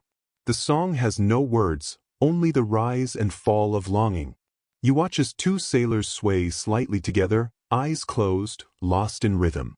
Nobody laughs. Nobody mocks. For a moment, it feels as though the whole ship is breathing as one, the same fragile heartbeat echoing in the creak of the ropes. Later, the ship's carpenter sits beside you, polishing a wooden charm. "For my girl," he says, though you cannot tell if she waits on land or lies beneath the waves. He shows you the small carving, a heart pierced by a dagger, the initials nearly worn away by handling. "It helps to remember something soft," he murmurs. You nod, understanding more than you expected. The sea leaves little room for sentiment, yet every man aboard carries a memory hidden somewhere deep. A wife, a child, a lover, a brother lost in a storm. Even the roughest crewman grows quiet when talk turns to home. At night, the ship becomes still again. The wind dies, and the ocean lies smooth beneath a sky crowded with stars. You sit near the rail, the wood cool under your fingers, listening to the slow breathing of the sleeping crew. The loneliness of the sea presses close, vast and silent. A whisper reaches you from nearby. Ever wonder if the world remembers us? It is the scarred man again, voice low and thoughtful. All the blood, all the gold. Maybe it just sinks like everything else. You glance at him, unsure how to answer. "Maybe the sea remembers," you say at last. He smiles faintly. "She remembers everything." One curious ritual you notice before sleep is how a few sailors place small trinkets on the deck near their hammocks. A coin, a carved shell, a scrap of ribbon. Offerings perhaps, meant to keep their dreams steady. When you ask, one man shrugs. "It keeps the nightmares away." As the ship drifts under the moonlight, you realize this life is not only about freedom or fear. It is about finding ways to remain human. When the world turns to water around you, the bonds formed here are fragile but real, built not on promises, but on shared breath and survival. You close your eyes, listening to the soft creak of the hull and the steady splash of waves. The sea hums its endless song, and for a brief moment you feel less alone. Morning light falls through the sails, pale and quiet, catching flecks of salt that drift like dust in the air. You stretch your arms and feel the ache of another night spent in the hammock, your body swaying with the rhythm of the sea. The deck above hums with low conversation and the soft scrape of brushes as the men scrub away yesterday's grime. You climb topside to find the ship covered in sunlight. The water is calm, a clear mirror stretching in every direction. Men move through their work with shirts open and sleeves rolled high. The smell of brine and sweat hangs heavy in the air. But something new catches your attention. Color. Bits of it everywhere. Red scarves tied around arms. Blue ribbons hanging from belts. Tattoos showing through sun-browned skin. You realize that each mark, each decoration, tells a story. Pirate crews were not uniform like naval ships. They were collections of identity. According to period sketches and sailors' diaries, clothing was scavenged, stolen, or gifted. A rough mix of silk, linen, and leather. Some wore fine coats taken from officers, while others kept to plain shirts and trousers. What mattered was comfort and presence. The sea might take everything else, but style was still a choice. You watch a sailor with a bright green sash tighten the knot at his waist. "Spanish prize," he says proudly when he notices you looking. "Taken off Havana last year. Feels like victory." Another man beside him polishes a silver buckle, muttering that it brings luck. Around the ship, color becomes armor, proof that each man has lived, fought, and earned his place. The tattoos fascinate you most. Arms, chests, even ankles bear rough ink lines in deep blue and black. Skulls, anchors, mermaids, compasses. One sailor shows you a crude heart pierced by a dagger. "For a girl I left behind," he says, then grins. Or maybe for the rum. Hard to tell now. Tattooing among sailors dates back centuries, spreading from Polynesia through trade and travel. The ink was mixed with gunpowder and soot, the needles improvised from sharpened wire or bone. The process was painful, but no one complained. Pain was part of the ritual. You notice a man sitting apart from the others, etching something into his forearm with slow care. Curious, you step closer and see the faint outline of a compass rose taking shape. "Helps me remember which way is home," he says without looking up. His tone is soft, almost reverent. Not all the decorations are human. The ship itself is alive with symbols. A small carved figure of a woman stands at the bow, her paint long faded by salt. Pieces of cloth flutter from the rigging, each one a memento of a past victory or a lost friend. The sails carry stains no scrubbing can remove, marks of storms survived and battles won. One unusual custom you learn about involves earrings. Some sailors wear small gold hoops, not for vanity, but as insurance. "Worth enough to pay for a burial if I wash ashore," an old crewman tells you with a wink. You reach up and touch your own ear, half considering the idea. On this ship, even jewelry has meaning. As the day warms, the air fills with laughter. A young sailor challenges another to a game of knife tricks, balancing the blade on his fingertips before flipping it into the air. The metal flashes bright in the sun. You watch the contest, admiring the skill and risk in every move. Life at sea, you realize, is always part performance.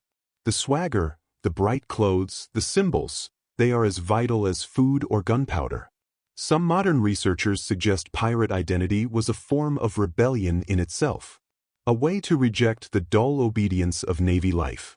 Dressing boldly, marking their skin, and naming their ships after vengeance or freedom turned daily existence into defiance. These men were not only stealing goods, they were reclaiming dignity from a world that had denied it to them. By afternoon, the deck smells of pitch and sweat, but also something faintly sweet. A man from the cook's crew has roasted a handful of stolen coffee beans over a small fire, sharing the smell, if not the drink. You breathe it in deeply, imagining port cities where perfume and gunpowder mingle in the same alleyway. When the sun lowers, shadows stretch long across the deck. The men lounge with shirts open, their tattoos glowing faintly in the fading light. Someone begins sewing torn cloth, humming softly. Another polishes the brass fittings of a pistol until it shines like gold. These small acts of care feel almost sacred, tiny rebellions against decay. You stand by the rail, running a finger over the small rope bracelet tied to your wrist. One of the older sailors gave it to you on your first day aboard, telling you never to untie it. "It'll keep you part of the ship," he said. You laugh then, but now you are not so sure it was a joke. The wind shifts, carrying the scent of distant rain. The captain's voice rises briefly, giving calm orders to secure the sails. Around you, the crew moves in practiced rhythm. The colors of their scarves flutter in the breeze, bright against the gathering dusk. As darkness settles, you think about what all those marks and tokens mean. To an outsider, they might look like vanity. But out here, where the sea swallows everything sooner or later, these details are anchors, proof that you existed, that you chose how to be seen before the ocean erased your name. You lean on the rail and look down at your reflection, faint and trembling in the water. The ship's lanterns ripple beside it, fragments of gold drifting in blackness. You touch the rope on your wrist again, feeling its roughness, its reminder. Out here, identity is as fragile as light on water. But for now, it still shines. The storm comes without warning. One moment the air is still and heavy, the sky a clear gray blue. The next, the wind screams through the rigging and the sea rises like something alive. Rain falls in thick sheets, turning the deck slick beneath your feet. The crew scrambles to reef the sails, ropes whipping through the air like striking serpents. You grab hold of a line just as the ship tilts sharply, a wall of water crashing over the side and soaking everything in salt and confusion. The captain's voice cuts through the roar. "Hold fast," he shouts, his coat pressed against his back. You can barely hear him over the wind, but you follow his gestures, hauling on the rope until your hands burn. Lightning splits the sky in blinding white, and for a moment the world stands still. Then thunder rolls so close it feels as if the ocean itself is breaking apart. By the time the storm finally passes, The sea has turned calm again, glassy and pale. The ship drips from every beam, sails torn, ropes tangled. Men slump against barrels, breathing hard, eyes hollow with exhaustion. A few laugh shakily, others simply sit in silence. You press your palms to the slick wood and feel it trembling with leftover force, as if the storm is still whispering inside it. That night, the crew gathers to tend the wounded. The ship's surgeon, a thin man with spectacles always sliding down his nose, sets up a small table beneath a lantern. His tools shine dully with use, saws, knives, and a needle threaded with horsehair. The air smells of rum and sweat. "Hold him steady," he says to you. You grip the shoulders of a sailor whose arm is split open from elbow to wrist. He bites down on a strip of leather while the surgeon works quickly, stitching torn flesh by the weak light. Accounts from captured pirates describe such moments with grim honesty. Medical care aboard ship was crude, painful, and improvised. Rum served as both disinfectant and anesthetic. Fire was used to cauterize wounds. At times, the carpenter helped, since his saws were sharper than the surgeon's. You watch with equal parts fascination and discomfort as the surgeon finishes his work, then ties off the thread with calm precision. When it is done, he wipes his hands on a rag and takes a long drink of rum. "That one will live," he mutters. "Maybe." You ask how many do not. He glances at you, tired but faintly amused. "More than I count. Less than I should." Superstition enters the aftermath. One of the older sailors burns a twist of tobacco and waves it through the air, murmuring a charm to keep sickness away. Another ties a sprig of rosemary to the wounded man's hammock. "Keeps the fever from finding him," he explains seriously. You do not know whether to laugh or believe him. A curious habit spreads among the men for the next few days. They refuse to whistle on deck, claiming the wind spirits might take it as mockery and call another storm. Someone nails a piece of broken mast to the forecastle, saying it will guard the ship from future tempests. It is strange how quickly fear becomes ritual. The next morning arrives soft and golden. You wake to the steady creak of the ship and the smell of boiled herbs. The surgeon sits beside a small pot, stirring a dark, bitter mixture. "For the fevers," he says as you pass. "Pepper, lemon peel, and bark. Tastes like death but works." He pours a small cup into your hands. The liquid is warm and unpleasant, but you drink it anyway. Nearby, a man hums quietly while wrapping another sailor's bandaged arm. The melody is simple and low, a lullaby in a language you do not recognize. It drifts through the air, blending with the slow slap of water against the hull. In its rhythm, you can almost hear the heartbeat of the ship, steady once more. After chaos, a strange calm settles over everyone. Storms remind the crew how small and fragile they are. Even the hardest men move with quiet respect. For a few days afterward, the sea has taken her toll, and they are wise enough to honor it. Some modern researchers suggest these rituals and beliefs were not only superstition, but coping methods. They gave men a sense of control in a world ruled by chance. Whether or not they believed in spirits or omens mattered less than the comfort those beliefs offered.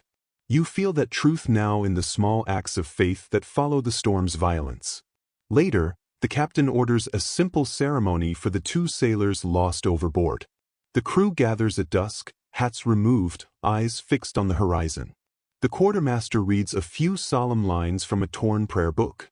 Then two weighted sacks, each stitched from spare canvas, are lowered gently into the sea. The water closes over them without a sound. No one speaks for some time. The wind sighs through the rigging, and the ocean rolls on, indifferent as ever.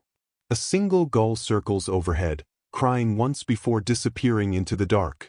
The silence feels sacred. When night falls, the surgeon sits near you, cleaning his tools with slow, careful movements. "The sea takes her due," he says quietly. "We only decide how much she gets at a time." His words remain in the air long after he walks away. Later, you lie awake in your hammock, listening to the creaks and groans of the ship. The scent of herbs and smoke still lingers. Your hands sting from salt. Your muscles ache, but you are alive. You think about the charms, the songs, the whispered prayers, all tiny threads turning fear into something bearable. Outside, The waves murmur softly against the hull, a sound like breathing. The storm is gone, but its memory remains, stitched into every plank and every heart aboard. The days after the storm pass in a soft, steady rhythm. The sea smooths again, its surface shining beneath the sun like rippled glass. The air smells of salt and drying wood, and the crew moves with quiet purpose, repairing sails and tightening lines. The ship feels whole again, alive and breathing. By nightfall, laughter returns to the deck. Someone begins to whistle, finally challenging the superstition, and no storm answers. That night, after supper, music rises from the quarterdeck. A fiddler plays a fast tune, sharp and bright, his bow scraping the strings with rough joy. A drum joins in, made from an old cask stretched with hide. Feet stamp in rhythm, and voices follow, half singing, half shouting. You feel the vibration through the boards as the ship sways with the beat. It is not a performance for anyone but themselves. Pirates sing to forget the world that hunts them. Their songs are rough, funny, and sometimes sad, stitched together from memory and rumor. One begins with a line about a girl in Kingston, another about a captain who lost his ship for love. Freedom and the fear of being forgotten. The rum flows easily tonight. Cups clink, laughter rises, and the air grows thick with smoke from the galley fire. You sit near the rail, cup in hand, watching lantern light flicker across the waves. A sailor sits beside you, humming softly. His voice is low, worn by salt and wind. The tune drifts like smoke, slow and haunting. Old Calico Jack, he murmurs, hung in the sun and left to rot, but his flag still flies in our dreams. He laughs quietly at his own words, then drinks. You glance across the deck and see another small group gathered around a barrel. A young man tells a ghost story, his face lit from below by a lantern. They say if you die at sea with your eyes open, he whispers, your spirit keeps sailing until someone closes them for you. The others listen in complete silence. When he finishes, they all tap the deck 3 times for luck. The sound echoes faintly, swallowed by the sea. These stories, you realize, are their way of holding fear at a distance. The same men who face cannons without blinking still flinch at whispers of cursed ships and ghostly lights. One sailor swears he once saw a phantom vessel glowing green on the horizon. Another insists he heard music beneath the waves. The sea's got her own orchestra, he says with a grin. We just join in when she lets us. Later, when the music slows, the cook brings out what remains of the rum and pours a final round. The captain raises his cup. To the sea, he says simply, our jailer and our mother. The crew answers with a rough cheer. You drink, feeling the burn of rum spread warmth through your chest. As the night deepens, the sound of the fiddle softens into something almost gentle. The stars shimmer above like 1,000 small lanterns. You lie on your back, feeling the cool breeze brush your face, and listen to the ship breathe. Someone nearby murmurs a prayer in a language you do not understand. Another laughs softly in his sleep. The sounds weave together into something both living and ancient. An odd little detail catches your attention before you drift off. One sailor has tied a small bell to the end of the bowsprit. It rings faintly with each tilt of the ship, like a heartbeat. When you ask him about it the next morning, he smiles. Keeps the bad dreams from climbing aboard, he says. Modern researchers often describe pirates as brutal and reckless men. Yet here, in the glow of lantern light, they seem gentle in their own way. The music, the jokes, the stories, these are their medicine, their memory. They build a world out of sound because the sea takes everything else away. When the last notes fade, silence wraps around you like a blanket. The sea hums softly beneath the hull, and the wind sighs through the rigging. You close your eyes, half drunk and half dreaming, and the rhythm of the ship rocks you toward sleep.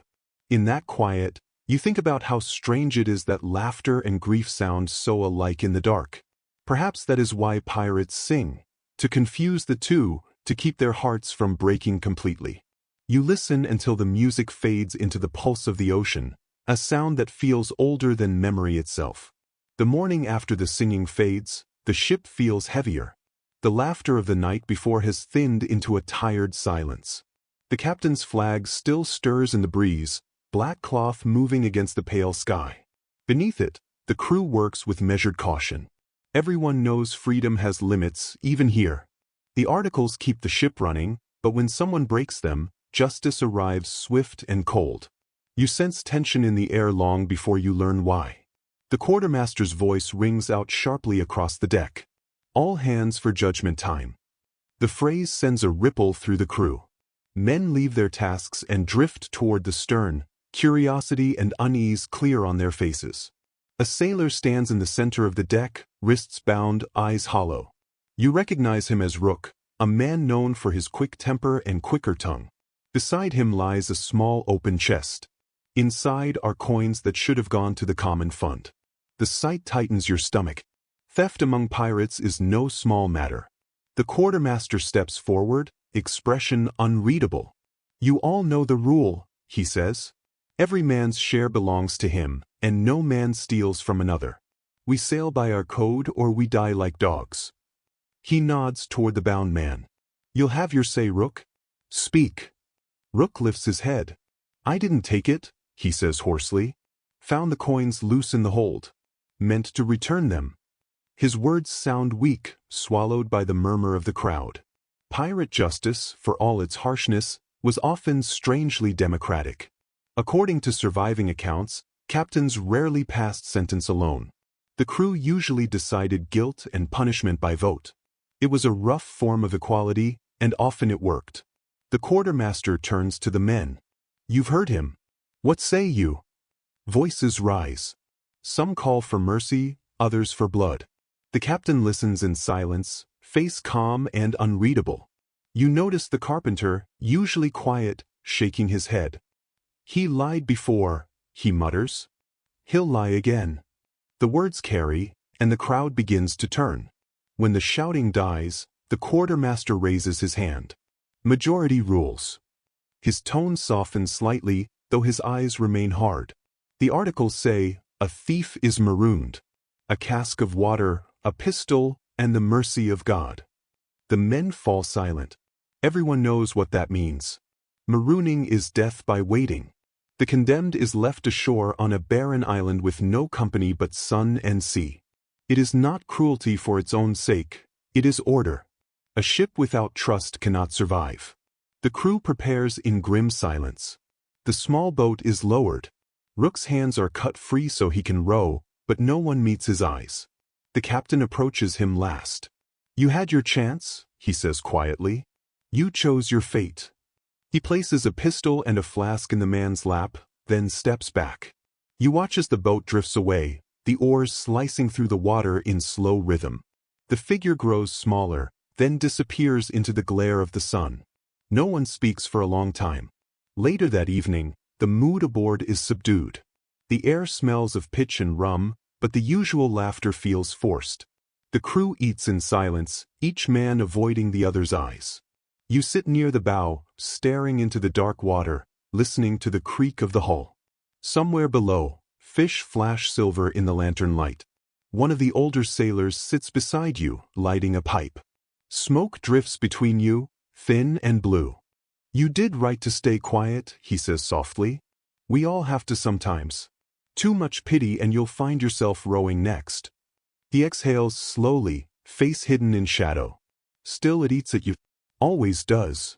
Modern historians often describe pirate discipline as harsh but necessary. Without authority backed by fear, mutiny was always possible. Yet there was also a strange fairness in their cruelty. Punishments were clear, consistent, and agreed upon by all. In an age ruled by tyrants, that counted for something. As night deepens, the wind rises. The sails flap, then settle again. The ship rocks gently, and for a while no one speaks above a whisper. A few men begin to sing softly, a slow, mournful tune with no words. The melody drifts across the deck like a prayer. You think of Rook alone somewhere beneath that vast dark sky. Maybe he has already fired his pistol into the air, defiant to the end. Or maybe he is still rowing, waiting for dawn.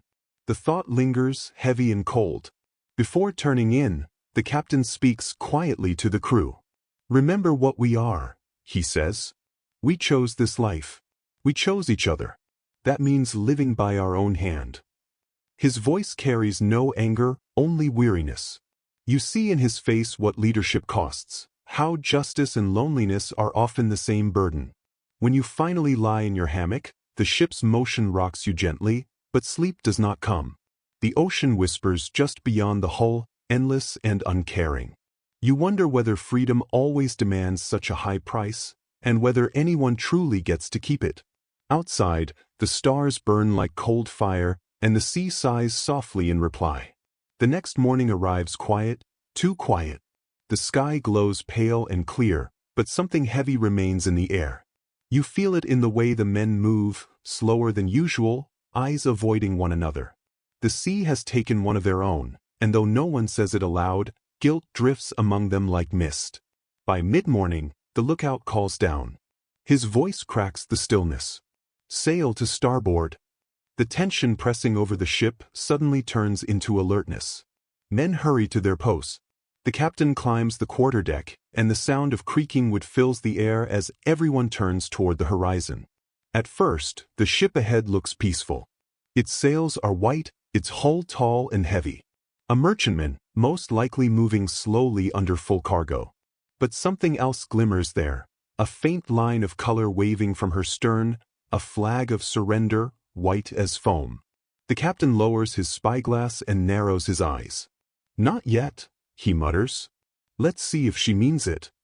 You soon learn that what follows battle is often stranger than the fight itself. When a ship surrenders, silence replaces the roar of cannons. The crew stands ready, hands on ropes and weapons, but the tension becomes almost unbearable. As you draw alongside, the merchant vessel towers above you, its paint chipped and sails sagging. A man appears at the rail, hands raised high. "Mercy," he shouts, voice shaking. Behind him, sailors huddle together, wide-eyed. A few women hold children close. The sight cuts through the adrenaline like cold steel. The pirates cheer softly, relieved that no blood will be spilled today. The quartermaster leads a small boarding party, with you among them. The two ships bump gently together, and you climb across, boots striking unfamiliar wood. The smell of tar and fear fills the air. The merchant captain meets you on deck, his fine coat damp with sweat. He looks proud but broken, the kind of man used to command, now forced to plead. "Take what you must," he says quietly, "but spare my crew." The quartermaster nods, voice calm. "We're thieves, not murderers." According to surviving testimonies, many pirates followed an unspoken rule when taking prizes: avoid unnecessary killing. Dead sailors bring no ransom and no witnesses to spread tales of mercy that might make the next surrender easier. It was practical compassion shaped by self-interest, but it kept more men alive than cruelty ever did. The loot is modest this time. Barrels of flour, bolts of cloth, a few chests of coin. You help carry them across, trying not to meet the eyes of the trembling merchant sailors. One mutters a prayer beneath his breath. Another, a boy no older than 16, stares at you as if trying to remember your face. As the last crate is loaded, a small cry breaks the still air. A little girl hiding behind her mother clutches a wooden doll missing one arm. She looks directly at you and says softly, "Please don't hurt Papa." The words tighten something in your chest. You shake your head and answer gently, "No one will." The mother nods in silent gratitude.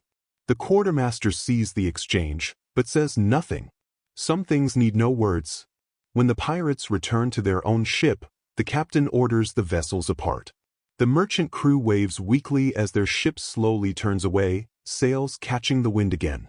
The ocean swallows the distance between you, as if erasing what just happened. Back aboard, the mood is strangely quiet. The crew works in silence, stacking barrels and counting coin. The usual shouting and laughter are absent. You hear someone whisper, "The sea doesn't like mercy. It'll come back to balance the scales." The superstition feels heavier now than ever. At dusk, the captain gathers everyone. The sunset burns orange behind him, painting the waves with fire. "We showed mercy today," he says. "Remember it. Kindness doesn't weaken us. It proves we still choose who we are." His tone is calm and steady, but his eyes seem distant. Later, as night settles around the ship, The crew sits in small groups sharing quiet drinks. The air hums with low voices. One man wonders aloud whether those they spared will speak well of them or call them devils anyway. Another shrugs. Doesn't matter. The sea tells her own stories. Some modern researchers note that pirates managed their reputation carefully. Tales of brutality spread fear, but rumors of mercy could encourage surrender without a fight. The truth often lay somewhere between myth and strategy. For you, though, the memory of the girl's eyes remains sharp and real. Before turning in, you lean against the rail, watching silver waves flash in the starlight. The sea feels peaceful now, almost forgiving, yet deep down you sense its indifference. To the ocean, mercy and cruelty weigh the same. Only the tide remembers the moment before it washes it away. The bell rings softly for the night watch. Footsteps echo on the wet planks, steady and rhythmic. You close your eyes, letting the sound calm you. Somewhere out there, the merchant ship sails free, its lantern glowing faintly in the dark. You hope they remember the promise of that quiet parting. You hope it meant something. But the wind shifts, and all you hear is the whisper of waves returning to their endless work. Days blur together now, each one a blend of blue sky, rolling sea, and the creak of wood that never stops. The horizon stretches like a promise that never arrives. Life at sea feels endless. Yet something has changed. The wind carries rumors, quiet words spoken between men who no longer laugh so easily. You hear it first while scrubbing the deck. The British Royal Navy is hunting again. The captain confirms it by midday. A fleet has sailed from Kingston, he tells the crew, voice even but cold. They've declared war on our kind. No quarter given. His words move across the deck like a chill wind. The men shift uneasily, muttering prayers and curses under their breath. By the early 18th century, empires had begun to tire of the very forces they once used. The same governments that once encouraged privateering now called it piracy. Former heroes became outlaws almost overnight. According to naval dispatches from 1718, the king's proclamation offered pardons to those who surrendered and the gallows to those who refused. Many pirates accepted mercy. Many more vanished before they could choose. The quartermaster gathers the men. They're hunting us from the Carolinas to Jamaica, he says grimly.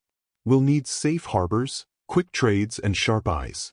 Any man thinking of deserting should do it now. No one moves, though fear simmers behind every face. By dusk, the ship sails into shallower waters. You can smell the faint sweetness of land again, mixed with the sour edge of smoke. A lookout points toward a cluster of lights flickering on the horizon. Port ahead, he calls. Could be Nassau. But the captain shakes his head. Nassau is under royal control now. It's a trap. The truth feels heavy. The Republic of Pirates, that brief experiment in freedom, has begun to collapse. Where once stood a haven of thieves and dreamers, now sits a British garrison flying the Union flag. The empire has reclaimed its wild children. The next few days pass in secrecy. You sail by night, running dark, lanterns extinguished. Every sound feels louder, the whisper of sails, the splash of oars, the sigh of wind. The crew speaks in hushed voices as if afraid the sea itself might betray them. One evening, while patching a rope, you hear the older sailor named Finch telling a story to calm the younger men.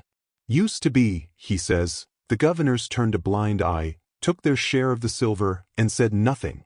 But now they hang men for less than a loaf of bread. He spits into the water. Progress, they call it. He is not wrong. Reports from the Caribbean colonies describe gallows raised in every major port, their beams darkened by sun and salt. Pirates were no longer curiosities. They had become examples. Some were left hanging for days as warnings to passing crews. Still, the hunt had its limits. The sea was vast, and the pirates knew her moods better than any admiral. You hide in narrow channels where coral shines beneath the waves like teeth.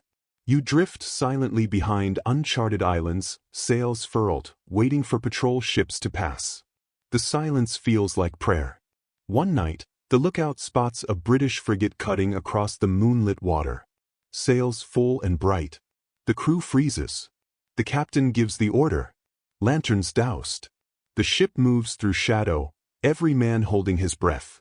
The frigate passes within sight, its cannons black and gleaming. You can see figures moving on its deck, unaware how close their prey lies. When it finally disappears into the dark, the whole crew exhales as one. The next morning, the captain calls a meeting. His tone is calm, but his eyes show the strain of command. The age of the free sea is ending, he says. We can fight until the sea takes us, or we can disappear into her. Each man will have to choose before long. You feel the weight of those words settle inside you. Freedom, you realize, is not something the world allows for long. It is borrowed, fragile, and always comes with a price. Later that day, you help unload cargo at a secret inlet, trading sugar for powder and saltfish. The men work quickly, whispering as they go. A local fisherman brings news. Several pirate captains have already surrendered in exchange for pardons. Some have even become hunters themselves, using their knowledge to chase the very men they once called brothers. That night, as you lie in your hammock, sleep feels far away.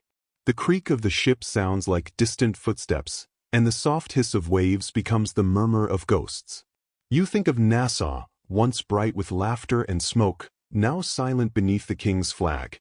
A scholar writing years later would describe the fall of the pirate republic as inevitable. But here in the dark, it feels more like betrayal. The sea has not changed. Only the men who claim to own it have. When dawn comes, the horizon is washed in pale gold.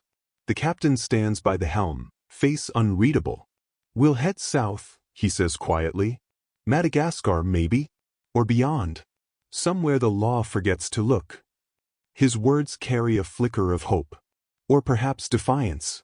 You look out at the endless expanse of water, the light shimmering like fire on its surface. For now, the ship sails on, hunted, but unbroken. The world grows smaller each day. Yet somehow the horizon still feels infinite. The farther south you sail, the quieter the ocean becomes. The wind loses its sharpness, and the air grows thick with heat and the smell of salt and rot. The sea no longer feels like a battlefield, but a mirror, flat and endless, showing only the weary faces of those who refuse to surrender. The ship drifts through silence, every man alert for the sails of an enemy. By now, word of the royal fleets has spread through every port and hidden cove. The pirates call them the hunters, great ships with clean decks, trained crews, and the authority of kings. Their captains carry pardons in one hand and nooses in the other. They promise mercy to those who kneel and death to those who do not. It is midday when you first see one. A shape on the horizon, too white, too steady. The captain spots it through his glass and swears softly. Frigate, he says. 30 guns, maybe more. The crew stiffens, eyes fixed on the distant gleam of sails. You feel the pulse of fear rise through the deck. The captain gives quiet orders. No cannon fire unless I say. We'll slip her shadow. The men obey, hands moving fast but silent. Sails are trimmed, ropes drawn tight, the ship angled with the wind. You hold your breath as the frigate grows larger. Its hull is dark against the bright water, and its flags flutter high, royal colors, proud and cold. The two ships pass within sight. You can see the British Marines lined along the rail, their coats red as spilled wine. For a moment, it feels as if the whole ocean is holding its breath. Then the frigate turns, angling toward you. Someone must have caught a glimpse of the weathered black flag folded along your side. The hunters have found their prey. The first cannon blast shakes the air apart. Splinters fly, sails shudder, and the crew erupts into motion. To arms, the quartermaster shouts. Run out the guns. You rush to your station, hands trembling but steady. The sound of thunder returns, echoing across the sea as both ships fire. Smoke swallows everything. The deck becomes chaos again. The smell of powder burns in your throat. Men shout orders that vanish into the roar of guns. Through the smoke, you glimpse the enemy hull closing in, its cannons flashing like lightning. Water sprays up in tall columns where shots miss, but not all of them miss. One ball tears through the rail, throwing a man backward. The captain's voice cuts through the storm. Boarding hooks ready. His face is streaked with soot, his coat torn. but his eyes blaze with the calm fury of command. The pirates' only chance is speed. A single broadside from the frigate could split the ship apart. You and a handful of others grab grappling lines, hurling them across the gap. The hooks catch. The ships collide with a crash that rattles your bones. Men leap across the rails, shouting, blades flashing. You follow, breath burning in your chest, feet landing on the enemy deck. For a heartbeat, the world becomes noise and motion. Pistols fire, swords ring, and boots skid on blood-slick wood. You fight because there is nothing else to do. Somewhere behind you, a man screams. Somewhere else another laughs wildly even as he falls. The battle lasts minutes, maybe hours. It is impossible to tell. When it ends, smoke drifts over the water like fog. The British frigate limps away, wounded but alive, its flag still flying. Your captain stands at the rail, chest heaving.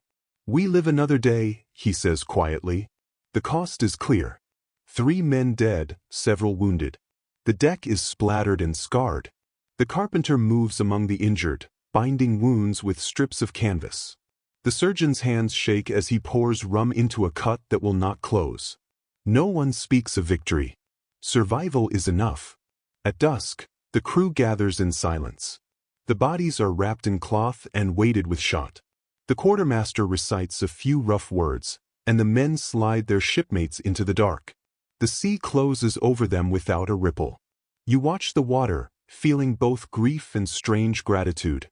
In this life, dying quickly is a kind of mercy. Later, while cleaning the deck, you hear quiet voices near the helm. The captain and the quartermaster speak in low tones.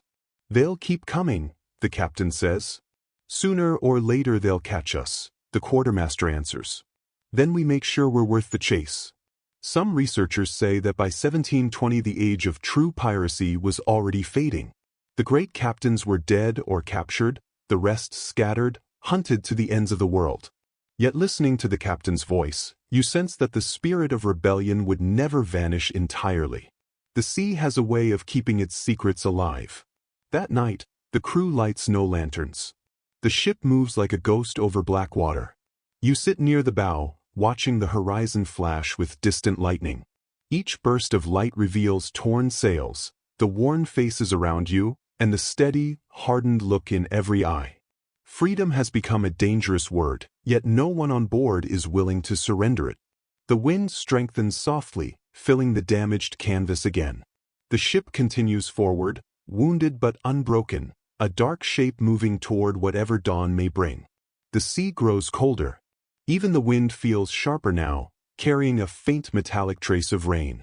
The ship drifts in uneasy silence, her hull marked by battle. The crew is quieter than before. Some men repair torn sails, while others sit along the rail, staring outward as if expecting an answer from the horizon. The black flag hangs still and heavy, its edges frayed, its meaning burdened with uncertainty. It happens one night under a thin, pale moon. Something feels off. You wake to muted voices near the captain's cabin, low, tense, uncertain. The words are unclear, but the tone is sharp with fear and anger. By morning, the truth spreads through the crew like spilled powder. Someone has betrayed them. The rumor is simple and dangerous. A man aboard has sent information to the royal fleet, offering safe passage in return for a pardon. No one knows who, but suspicion falls on everyone. The air itself feels charged with distrust. Even the captain's calm appears strained. After breakfast, he gathers the crew on the quarterdeck, hands clasped behind his back. "If there is a traitor aboard," he says evenly, "speak now, and you will be set ashore alive." No one responds. Only the sea answers. After a long pause, he nods once. "Then we sail as we are. The sea will decide." The day drags forward under growing tension. Every glance feels like an accusation. Men speak in low voices, eyes constantly shifting. The pressure builds until, by evening, it finally breaks. 2 sailors confront each other near the main mast, shouting accusations of betrayal. In moments, fists and blades are drawn, and the deck erupts into disorder. The quartermaster and others rush in, breaking it up with pistol butts and force. "Enough," he shouts. Silence falls. The captain steps forward. His expression remains controlled, but his voice is firm and final. "There will be no mutiny on my ship." He orders both men restrained and held below until morning. The crew disperses in uneasy silence. Someone mutters, "We're already dead men anyway." The words linger long after he is gone. That night, rain begins to fall, steady and soft. The ocean rises and falls beneath a heavy gray sky. You lie awake in your hammock, listening to water drip through the beams. The creaking of the hull sounds almost like a sigh. Sleep does not come. At dawn, the captain makes his judgment. The accused men are brought forward, pale and trembling. He questions them again, but both deny everything. Then the quartermaster opens a small chest and reveals a folded note sealed in wax. It was found hidden near the helm. The message contains coordinates and a single promise: mercy in exchange for capture. The evidence is decisive. The captain studies it for a long moment. "The sea does not forgive betrayal," he says quietly. His voice is calm, but his eyes are unyielding. The two men are executed without delay and cast into the water with weights. The sea closes over them without protest, and the ship continues on. You remain at the rail long after, staring at the calm surface. The others eventually move away, but the image stays with you, the ripples fading until the ocean appears untouched. It is striking how easily the sea hides what it takes. Later, the quartermaster sits beside you. His voice is low and steady. "There is always one who thinks he can outsmart the tide," he says. But the sea does not bargain. He lights a short pipe and exhales. "You'll understand that in time." Some historians later suggest that by the end of the Golden Age, the boundary between pirate and informer had nearly disappeared. Desperation pushed men to betray one another. Rewards from governors increased, and loyalty became a costly risk. The Brotherhood of the Sea began to break apart. By sunset, the rain clears, leaving a pale, washed sky. The wind returns, and the ship moves faster, cutting through gentle waves. Work resumes in silence, but with more order than before, as though punishment has steadied the crew. The captain stands at the bow, coat moving in the wind, looking into the gray distance. That night he joins the men near the main mast. "You have all seen what betrayal costs," he says quietly. "But remember this: loyalty is the only treasure the sea cannot take." The crew murmurs in agreement, though something in them has dimmed. Later, you lie awake again, feeling the ship's slow rhythm beneath you. A lantern flickers somewhere, casting thin light across the deck. The air carries salt, rain, and lingering fear. You close your eyes, wondering how long this fragile order can last. Outside, the ocean remains calm and patient, holding its secrets as always. As the ship moves farther into the southern seas, the days grow hotter. The water shines like polished glass under a burning sun. The crew works more slowly now, their laughter returning in brief moments, though without its former intensity. The world has narrowed to the ship, the sky, and the steady sound of waves against the hull. In the evenings, as the heat fades and the light turns gold, stories return. But they are no longer tales of raids or treasure. Instead, they are legends carried across oceans like drifting myths. Someone speaks a name known from taverns and whispers: Blackbeard. Every pirate knows the legend, though few knew the man himself. It is said his beard was so thick he wove slow-burning fuses into it before battle, letting smoke rise around him like a crown of fire. Some claim he could fight 10 men at once, others that he only killed when forced. The truth, as always, lies between fear and myth. A sailor named Briggs leans forward, eyes bright in the fading light. "I saw his ship once," he says. "The Queen Anne's Revenge. She came out of the fog like judgment. Cannons on every side, flag black as night. He didn't even need to fire. We turned and fled." The others laugh, but no one calls him a liar. Stories like these keep the sea alive. They travel faster than wind. One man speaks of a ghost ship crewed by the drowned. Another swears that Stede Bonnet, the so-called gentleman pirate, still haunts the Carolina coast, his laughter carried through the fog. Historians later note that this was the moment when legend began replacing memory. The Golden Age was fading, and the survivors, few as they were, became symbols more than men. In the coffee houses of London, people whispered not about criminals, but about romantic rogues and noble outlaws. The truth, the hunger, the rot, the blood, all of it sinks beneath the waves of imagination. The captain listens to these stories in silence. His face stays turned toward the horizon, but his gaze feels distant, as if fixed elsewhere entirely. When he finally speaks, his voice is low. Stories make us larger than we are. But the sea does not care for legends. It only remembers bones. Later that night, you find him alone near the helm. Above, the stars stretch wide, bright like scattered silver pins. "Do you think they'll tell stories about us?" you ask without planning to. He gives a faint smile, the corners of his eyes tightening slightly. "They'll tell something. Truth is not important. We live only as long as someone keeps speaking our names." The thought settles heavily in your chest. The idea that your name might survive, even in distorted form, feels both comforting and unsettling. You begin to wonder how many men secretly long for that kind of immortality, not carved in stone, but built from rumor and retelling. The next morning, the sea is still again, so calm it feels unreal. The lookout reports nothing but empty water in every direction. After days below, you climb the rigging, needing the wind. From above, the world feels endless. The ship below looks fragile, like a drifting piece of wood in an indifferent ocean. As the sun rises, you think of the voices that may one day retell this journey. Some may call pirates villains, others heroes. Some may forget you entirely. Yet in that moment, high in the swaying mast, you feel more alive than you ever did on land. The salt stings your lips, the wind pulls at your hair, and for a brief instant, the horizon feels almost within reach. That evening, the crew gathers again. Someone has carved a rough face into driftwood and placed it on a barrel.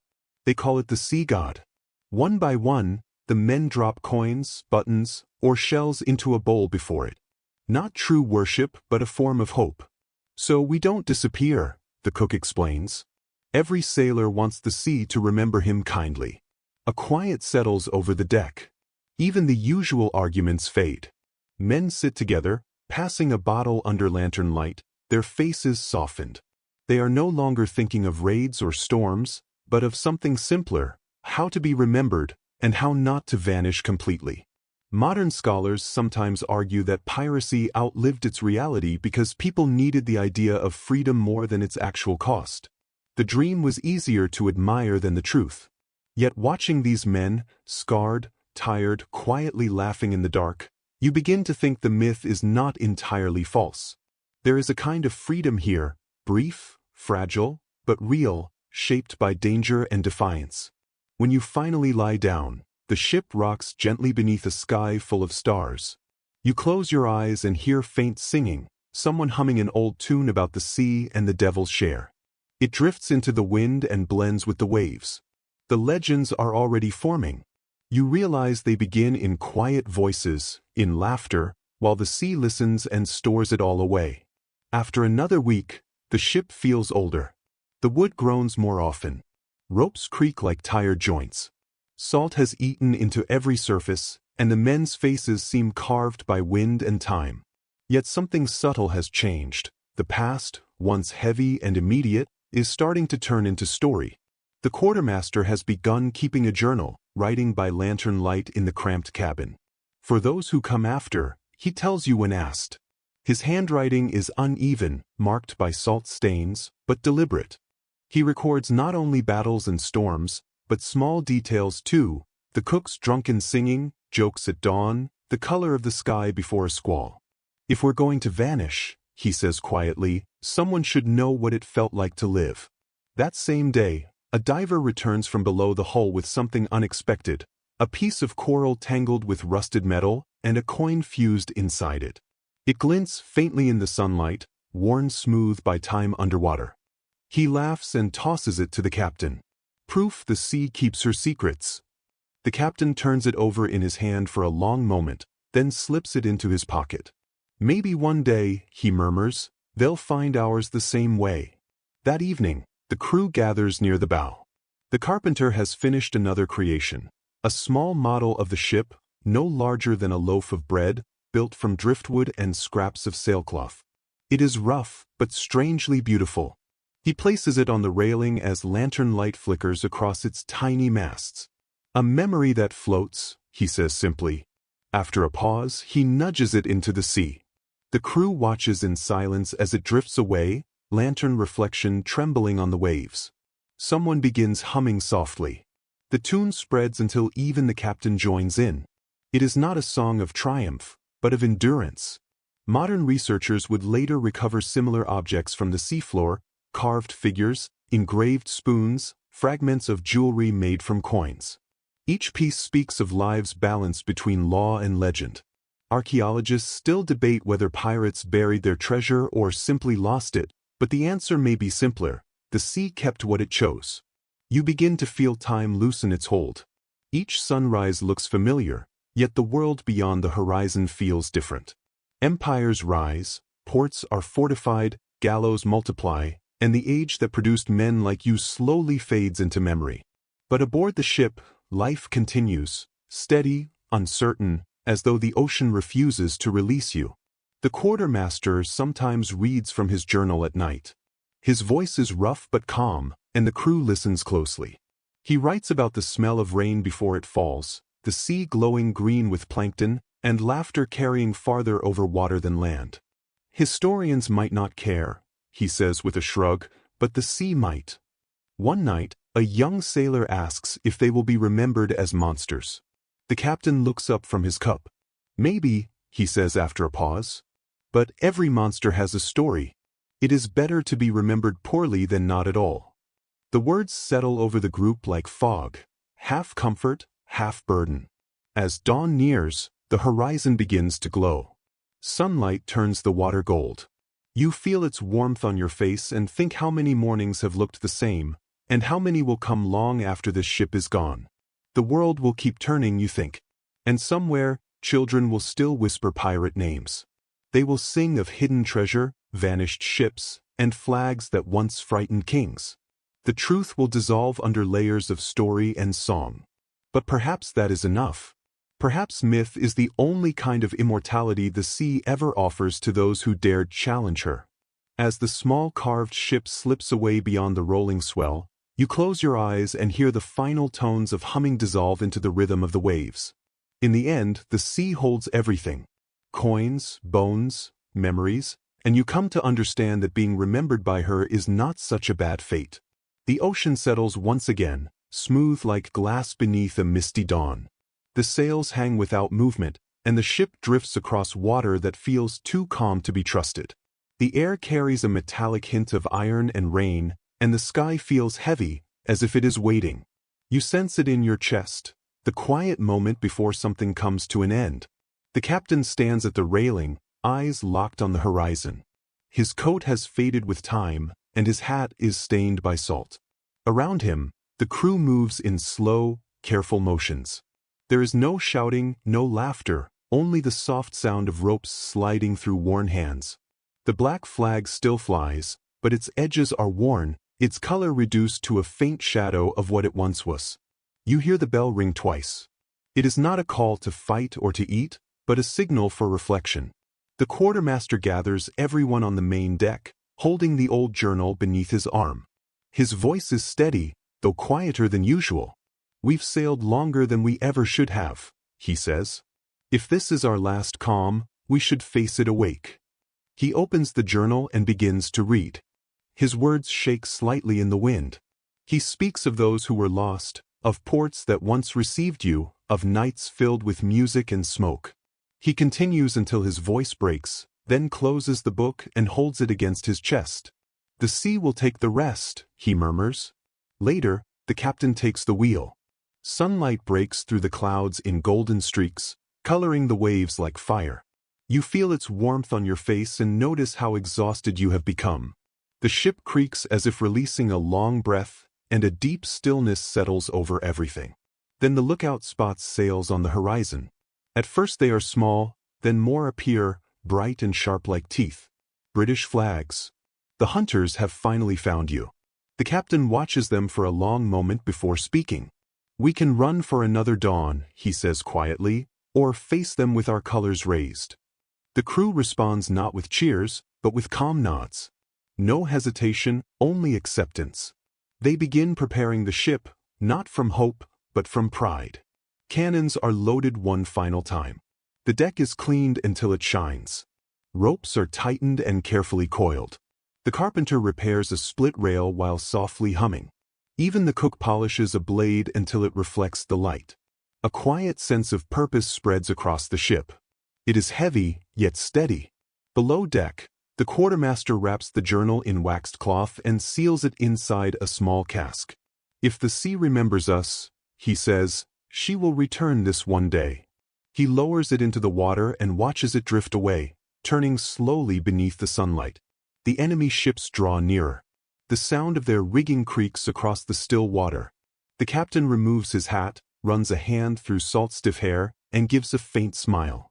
Let them come. The first cannon fires, smoke rising into the sky. The deck shakes beneath your feet. The crew moves with practiced precision, loading, firing, calling out, but their expressions remain calm. This is no longer about survival. It is a farewell. Smoke and sound fill the air. The sea bursts into white spray. The smell of gunpowder mixes with salt and sweat. Above the noise, someone laughs loudly, not from chaos, but from release. Then, through the turmoil, the wind shifts. The sails fill again, snapping like thunder. The ship surges forward through smoke and fire, still moving as cannons echo around it. For a brief moment, it feels like flight. When it finally ends, silence returns. The smoke clears slowly, revealing a horizon painted in gold and deep red. The sea becomes calm once more. The ship is gone. Whether you survived or not no longer matters. What remains is the steady sound of the tide, endless and unchanged. You find yourself standing by the rail, the sun warm on your face, wind brushing through your hair. Deep below, the ocean carries your story in salt and memory. You close your eyes and let the sound of the waves surround you. Everything fades into rhythm, sea breathing, wood creaking, heartbeat aligning with both. The tide carries you gently, and for the first time, there is peace. The sea softens further. The final echoes of battle fade until only water remains brushing against the hull. The sky deepens from gold into violet, and the horizon glows faintly like an ember before rest. You breathe slowly, feeling the salt air cool your lungs. The ship rests as though exhaling. Ropes hang still, sails loose. Even the wood seems to hum faintly, tired, yet calm. You sit where the deck still holds the day's warmth and watch light shimmer across the water. In the distance, gulls circle slowly. The air carries traces of rain, smoke, and memory. You think back on every sound of these days, laughter, songs, calls, and silence. They linger like ripples fading across still water. Sleep draws closer now, following the rhythm of the tide. Each breath slows, deeper and softer. The horizon dissolves into pale mist, and stars appear like small lanterns above. The world narrows to heartbeat and wave. Somewhere in the dark, the small model ship still drifts, its candlelight flickering as it carries your story with the current. Perhaps it will reach a shore where someone finds it and wonders who made it. Maybe they will imagine storms, freedom, and voices. Perhaps that is enough. You lean back, eyes half closed, as everything grows quieter. The sea hums a lullaby older than words, steady, gentle, and endless. Rest now. The tide is calm, the wind is kind. The story has ended, but the sea continues.